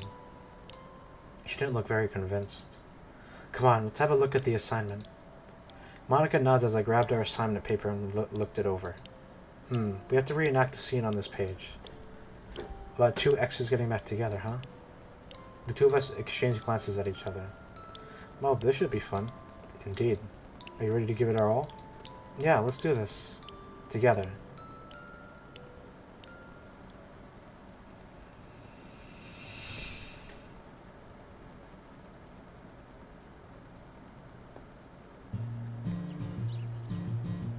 It's not raining. Hey! I looked behind me to see Sayori cheerfully running up to me. She's waving her arms in the air, clearly without a care in the world of whoever saw her. I stopped to let her catch up with me. Yeah, she's very happy. That's good to see. Good morning. Morning, Sayori. You seem pretty chipper today. I think this is the earliest I've seen you get up for school, too. Yeah. It wasn't easy for me to sleep in this morning. Not when Cinnamon wouldn't stop. Oh, she was supposed to say that. She wasn't supposed to say that. Not when Cinnamon wouldn't stop me out. She suddenly covers her mouth with her hands. Seems like I made a great call getting the kitten to her. Also, Cinnamon? She named it after food? Never change, Sayori. Never change. Time for an Oscar-winning performance of playing dumb. Cinnamon? Who's Cinnamon? Nothing. You're just imagining it. Well, if I heard it, then its claim is obviously false. And you said something about meowing? Sorry, did you get a cat or something? Unbeknownst to her, she had blown her secret to the person who delivered that cat to her in the first place. I feel a bit bad for not being honest with her, but if this will help with her depression, then I'd say it's all worth it. Yeah, I did. Wow, that's pretty cool. I always wanted a cat myself. How does it feel looking after one? Honestly, I was a bit nervous. I mean, I've never taken care of anything like this before, and it just came by so suddenly. What do you mean?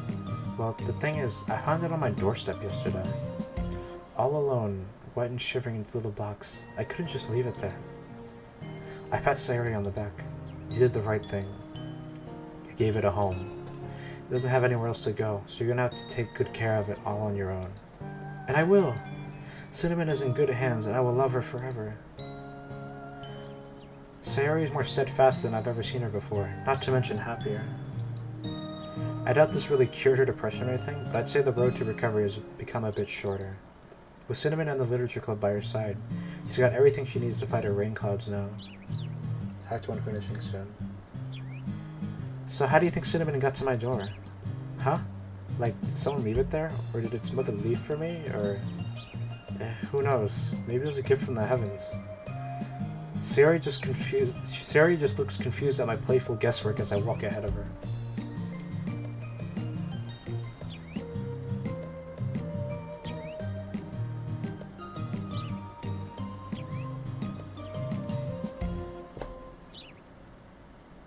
Just checking something real quick.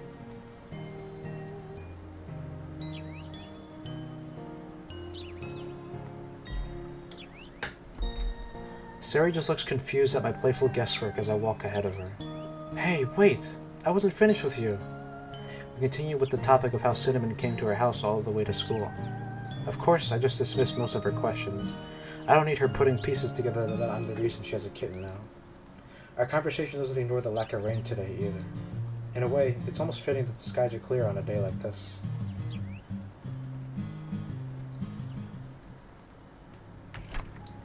I emerge onto the roof and sit on the bench with the best view.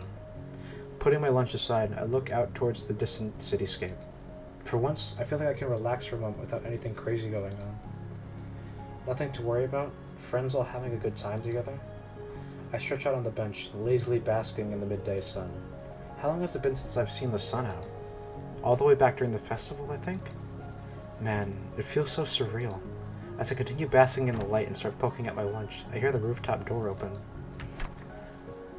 I turn to see Monica coming over. She smiles as I wave to her. Hey, fancy seeing you up here, huh? Likewise, Monica. Do you mind if I have a seat? But of course, mademoiselle. I say that in the corniest French accent I can put off.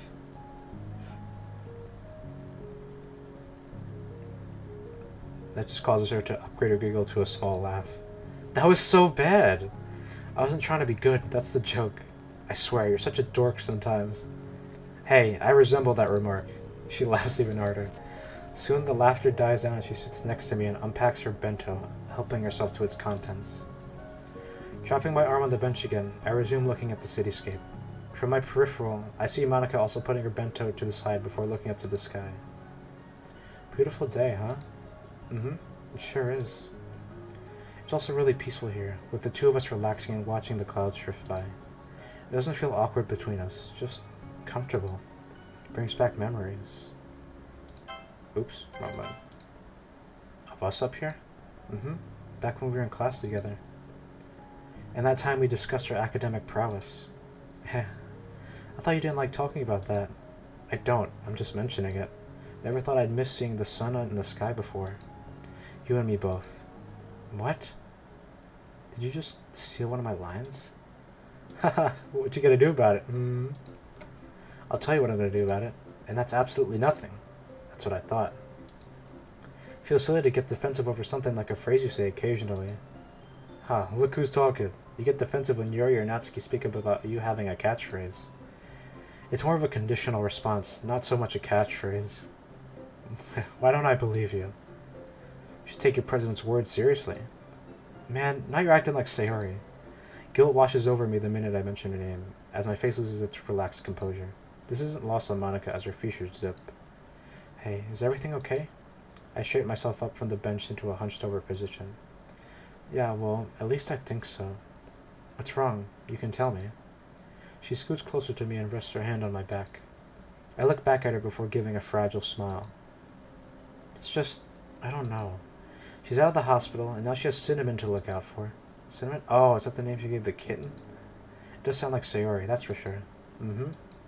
But yeah, part of me is still shaking over what happened last week. I know you must have the same feelings as I do, considering you were there. I just get this gut-wrenching feeling that one day she might try again. Relapsing is always possible. And if something goes wrong with her, the memories of last week will come flooding back, and I'll have a repeat of what happened on that day. My fear and sadness doesn't go unnoticed, as Monica looks very somber. I just don't want to lose her. I don't know what I'll do if she just suddenly disappears from our lives. She could always be gone the next day, and we may never know until it's too late. I place my hands in front of my eyes as I hang my head in despair. A part of me wants to pick myself back up, but right now, all I want to do is cry. Cry from the fact that, days ago, my best friend was literally on the edge. Cry that I may be unable to save her from a hidden enemy that might make her die. She's not gone. I feel Monica resting a hand on my head, trying to caress the worry and sadness away. I lift my head and look at her, removing my hand from my face. She's crouched in front of me, her face close to mine. Give me 1 minute, guys. Give me 1 minute. Hold on.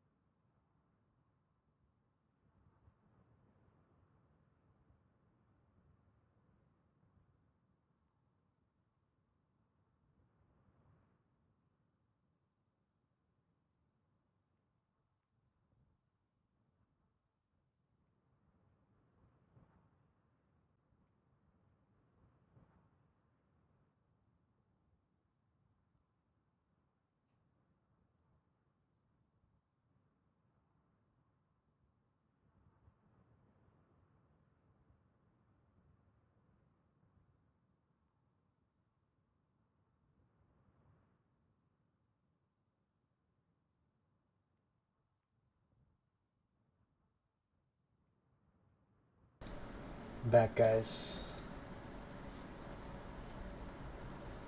Show Monica 1BA HAP uniform at face Y equals 600. So true, MPT.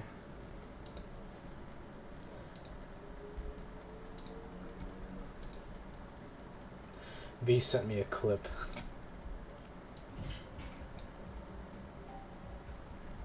Well, Deus, it'll lick my nuts. If you insist. What? Freaky odd days, right? Alright. She looks at me with a sad smile. There's kids outside my window. She looks at me with a sad smile, yet there's a hidden light of hope radiating from it. It's okay. I understand how you feel. She's special to you. She's your childhood friend. And you're not alone in this. Remember that. Monica, do you really mean that? She nods, beaming brightly. Sayori's the sweetest girl I've ever met. She has so much to offer. The club wouldn't have been the same without her. I still remember the day when she was the first person to come up to the club and help set me up. Her arrival was the best thing to have ever happened. She brought a vision, and she also brought happiness. I lift myself back up at Monica's moving words. Monica, that was amazing. I guess I'm not the only one good with words, huh? She's smiling as warmly as the sunlight. Sayori has done so much for everyone. She helped me to realize how much of a better friend I could be, and pushed me to explore new horizons, like your club. And I'll say this again, Monica. I'm glad to be a member of the Literature Club. Seeing you and Sayori and meeting new people has truly been a blessing for me. Aw, you really mean that? I do. I wouldn't leave the club for anything else. You guys are my friends, and I thought I'd never get any more since last year. Now that I've gotten to know you all, I never ever want to let go. I just feel like I have this urge to protect you guys and look out for you. So, you feel the same? You want to look out for the others as well? Of course, I want them all to be happy. We'll do whatever I can to help them out. As will I. The two of us look deeply into each other. A sense of understanding, belonging, and ambition resonates between us. I guess a part of Sayori's quest for everyone to be happy has rubbed off on us, huh? Yeah, it certainly has. It looks like you and I have the same goal in mind. To help out our club members and friends. Like, this kind of takes me back to that one English assignment, do you remember? Yeah, that play we had to work on. I remember it. Well, why don't we reenact that moment, with a small change? From this day forward, let's look out for our fellow club members. And our close friends. Our hands interlocked together. Together!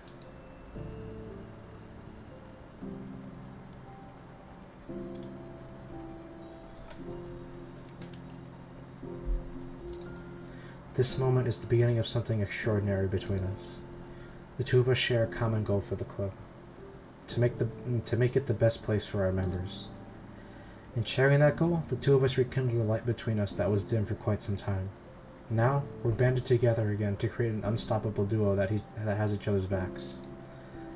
I can't tell if things will go smoothly for the club and everyone going forward, but as long as I'm with her, I don't need to worry. I'm going to do my best for the Literature Club, and for Monica. And hopefully, we'll grow closer to something stronger than reality has ever known. And my dog is barking. It's over.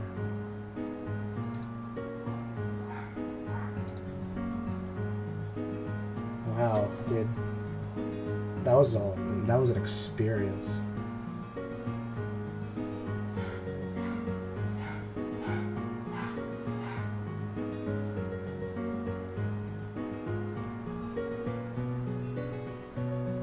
I forgot Kotanoha was in this mod. I was just reminded of her. Jesus Christ.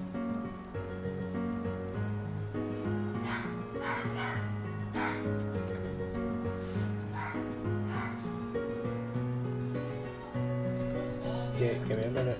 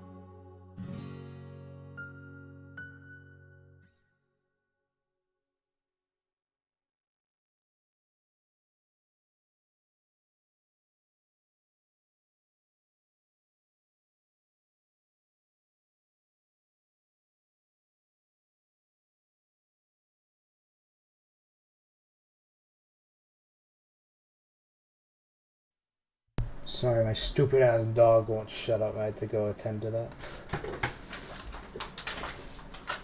Really? Hold on.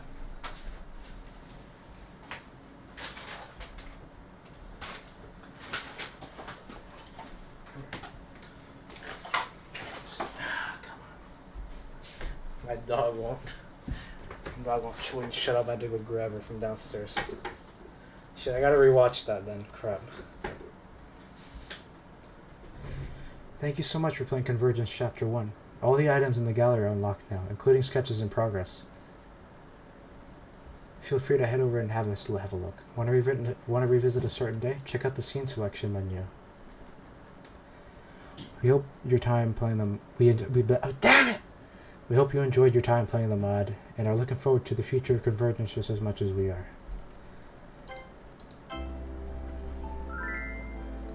Oh, that was a good mod, dude. And my dog's right underneath my microphone. She's in my lap. Do these have like animatics? Oh, they do. And that they change. It's cool.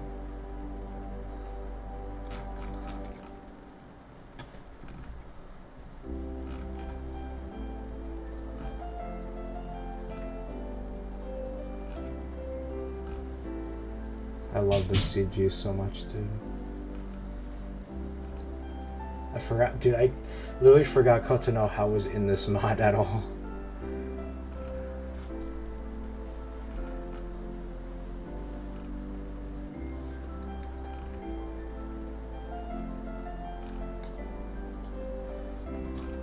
Can my dog, like, stop? Can you stop, please? Please stop. Thank you. There we go.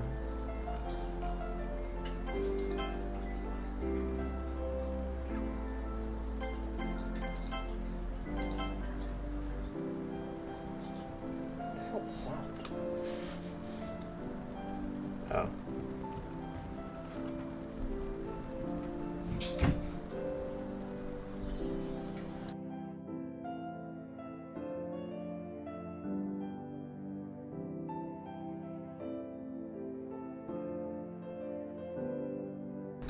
Did people keep like walking in, bro? I swear to God. But yeah. Oh, nice. Prox, the goat.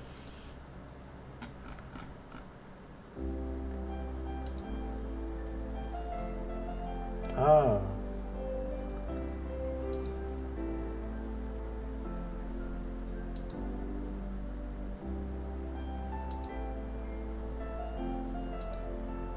Oh, that's nice.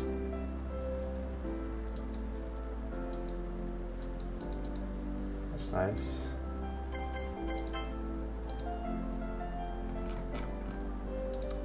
I never saw this actually until like the day of. It's really cool though.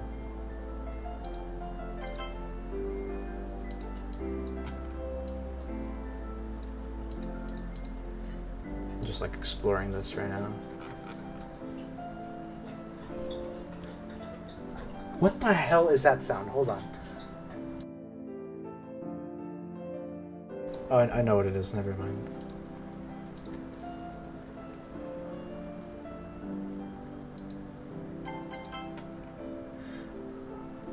This is like way before my time, dude. Dude, this is way before my time, dude. Oh yeah, I see that. Dude, I literally heard about this mod the day it came out. Like, this is way before my time. I've never seen this until like today.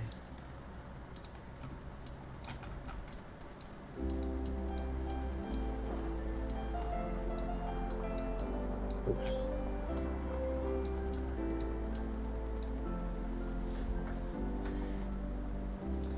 I see that.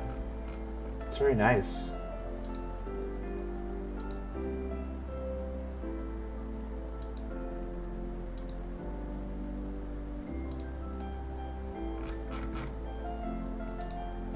I remember seeing this once, and that's it.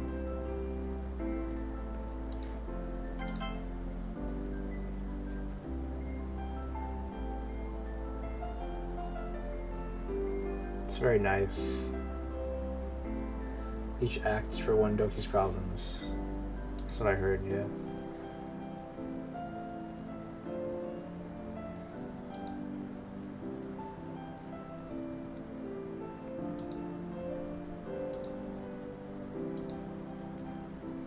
That's nice.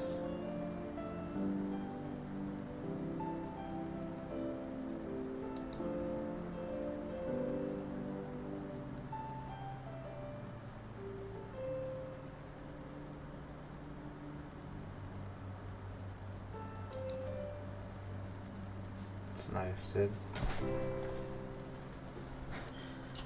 Oh yeah, that was so funny to me.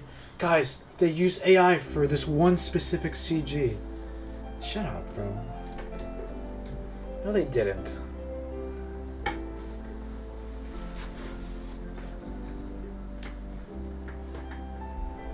Like, I can see how white people would think it looks weird, because, you know, I think so an artist from Dev Server said, like, yeah, it looks weird, but it's a mistake. It's not AI.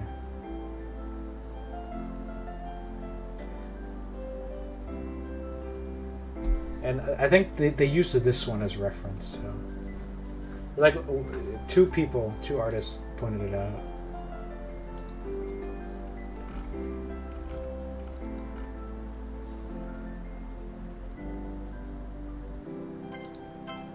This mod is so freaking good, dude. It's actually a little sad that I can't play it anymore. It's actually a little sad. I mean, there's definitely going to be a next one, but... oh boy. It's going to be a while before anyone gets to play that. What was that for? You just waved your ears at me. Tiny dog. World of Dreams is good too. You can play it yourself. True. That's what I heard, at least. I'll see.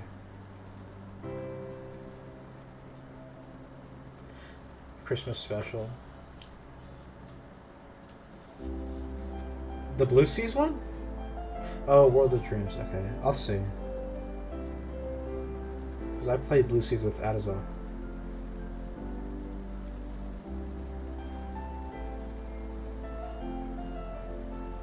This mod is so good, dude.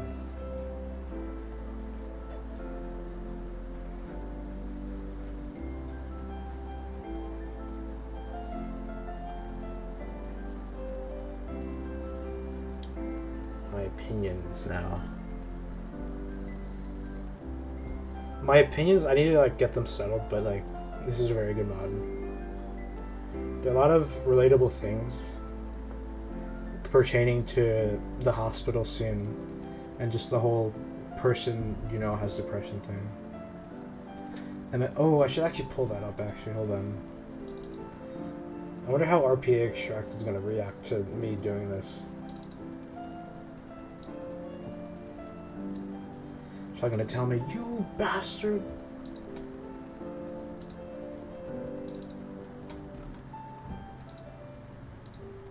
Large icons,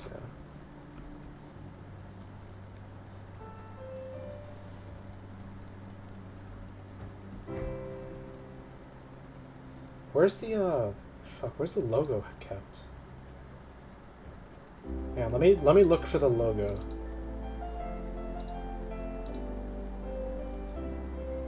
These are backgrounds.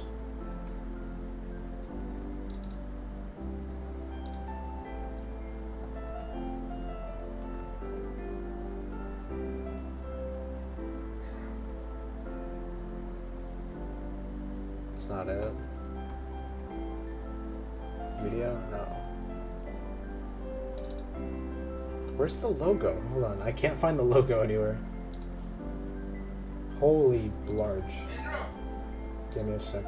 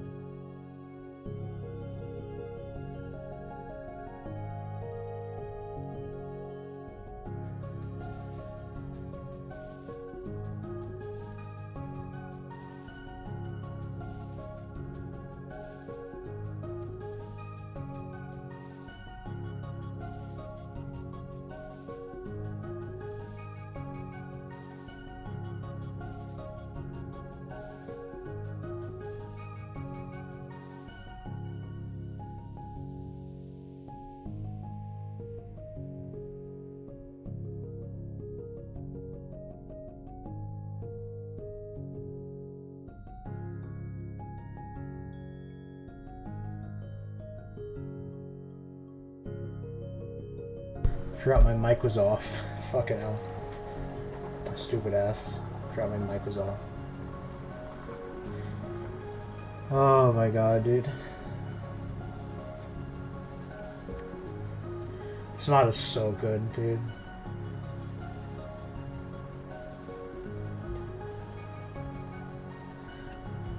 This mod, I think this is a great for what was happening with me.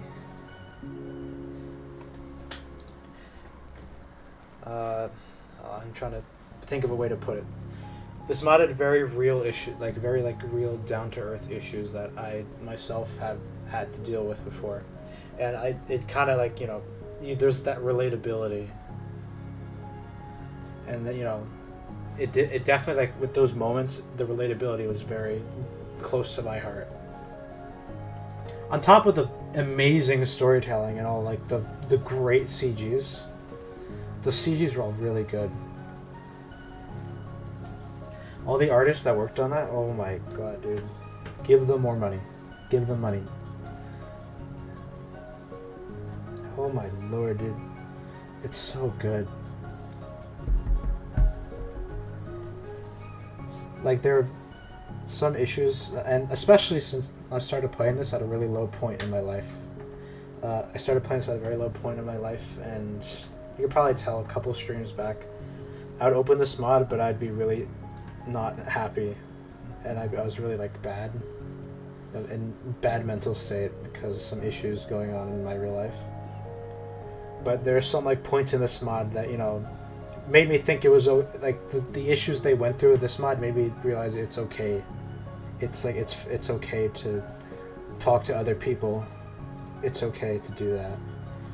And how, like, the pain of just keeping it to yourself. I think this mod gave me that confidence to, like, talk to people. These are just very, like, personal opinions, very personal things. Especially the scenes with the, you know, having a friend that's very that they're not doing good. A friend that's very depressed. I used to have someone like that in my life. But, like, the difference was, you know, I was aware of it, but I kind of skidded around it. I didn't do anything to help, or, like, anything at all.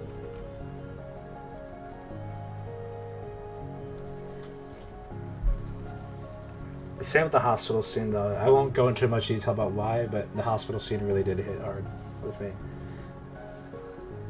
But this mod, oh my god, dude. Top S tier for me. My personal opinion, it's top S tier for me. I think something finally overtook Salvation Remake. Something finally overtook Salvation Remake. Not saying, I'm not trying to directly compare them. Like, they're both really good mods. It's that Convergence really did hit a lot different, and I do think it does deserve being at the top of my list.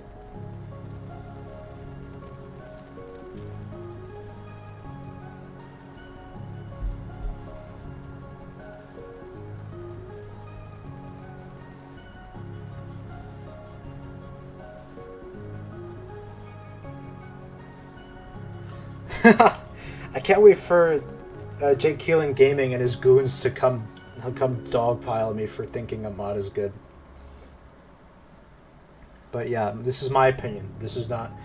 You should play this mod yourself to form your own opinions. Don't take what I say as fact. This is what I think. I'm not trying to prance around saying that this is the best mod ever. I'm just saying this is my opinion. And you should take that as input. You shouldn't take that as fact. You should take it as, like, an input.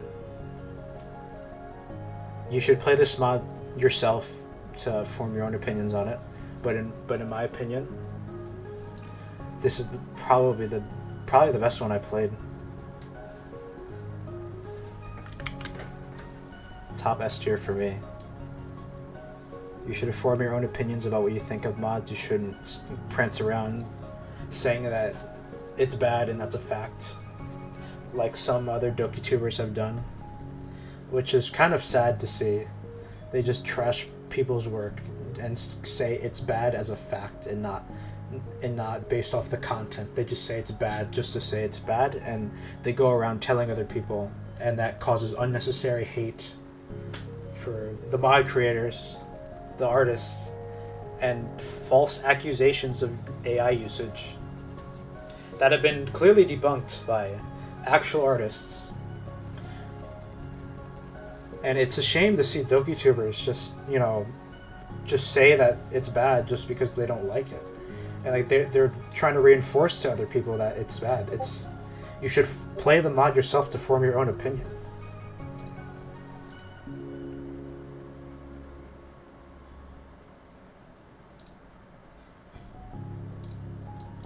But yeah, that's my little comment on that whole issue with some DokiTubers trying to say this is bad just for the sake of saying it's bad because they don't like it. And like, you're allowed to not like it. I'm not saying you can't. I'm saying you shouldn't say it's bad and that's a fact and my opinion is right. You shouldn't be doing that. You're allowed to not like it. I mean, it's not a popular opinion, but you're entitled to that. You shouldn't be prancing around saying it's facts. What you should do is play the mod for yourself and formulate your own opinion based on that playthrough, or watch a non-commentary playthrough at least, and form your own opinion based on that. I'm not letting go of that, by the way. I was so mad when that happened. I saw that whole thing go down with Convergence in a server with some specific DokiTubers saying that it's bad and their opinion is right and everyone else is wrong, you know? I think it's the best mod I've played. Out of all these mods you see here on screen, it's probably the best one I've played. I know I keep reiterating myself, but like I just need to like talk about that, you know? I should have like... That's actually a really good idea. I should do like a stream where I just talk about things that happen and just my input. You know? That'd be a good thing to do.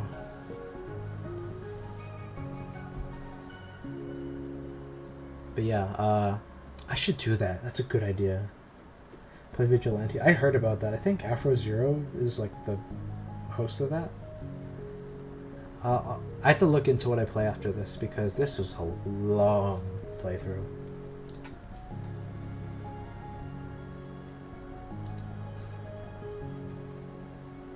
I'm so glad I got to finish this finally. I'm so glad I got to finish it. It was such a great experience. I haven't had something like that since I played Salvation Remake. I haven't had something this good.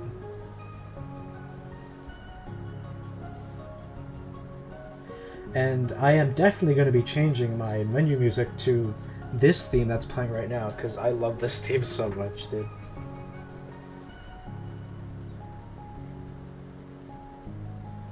I love this theme so much, dude. But yeah, that's a really good idea. I should like have like a stream where I just talk about things going on. Just talk about things going on with DokiTubers, just my input on it all. That's a really fun thing to do.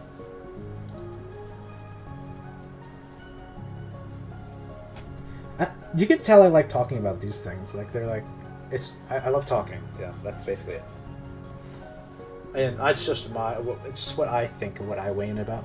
You know, that's all. But I think that wraps up our Convergence Act 1 adventure.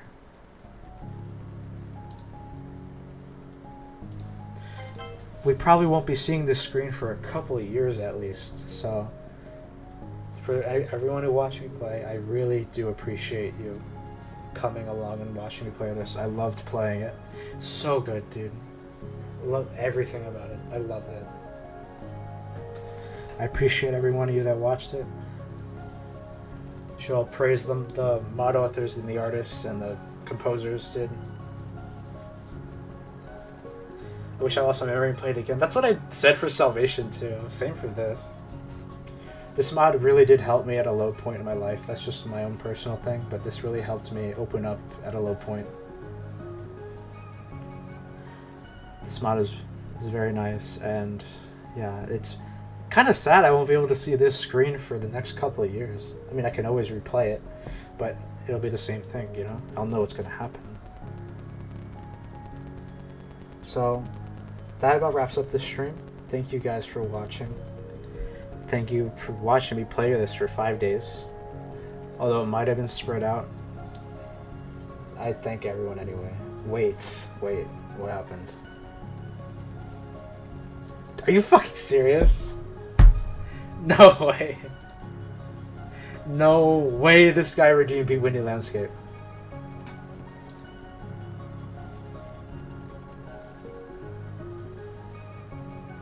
Okay, fine. I'll do it one time.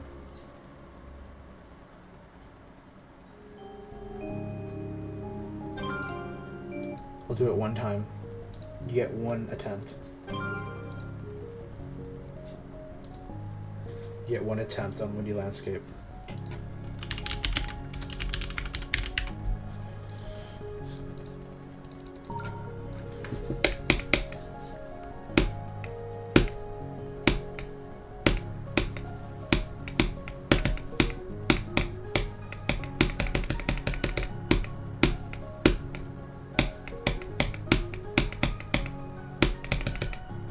I can't believe you're making me do this after I'm pouring my heart out for this mod. I can't believe you, Kermit.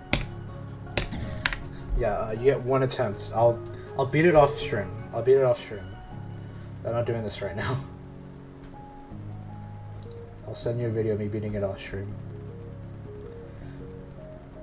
I'm evil, sorry. But yeah. But yeah, thank you guys for watching me on this journey playing Convergence. We won't be seeing this screen for a long time. I wish the mod authors the best of luck creating the next act. I highly look forward to playing that when the time comes. Thank you all for watching. Have a great night, and I'll see you all the next time.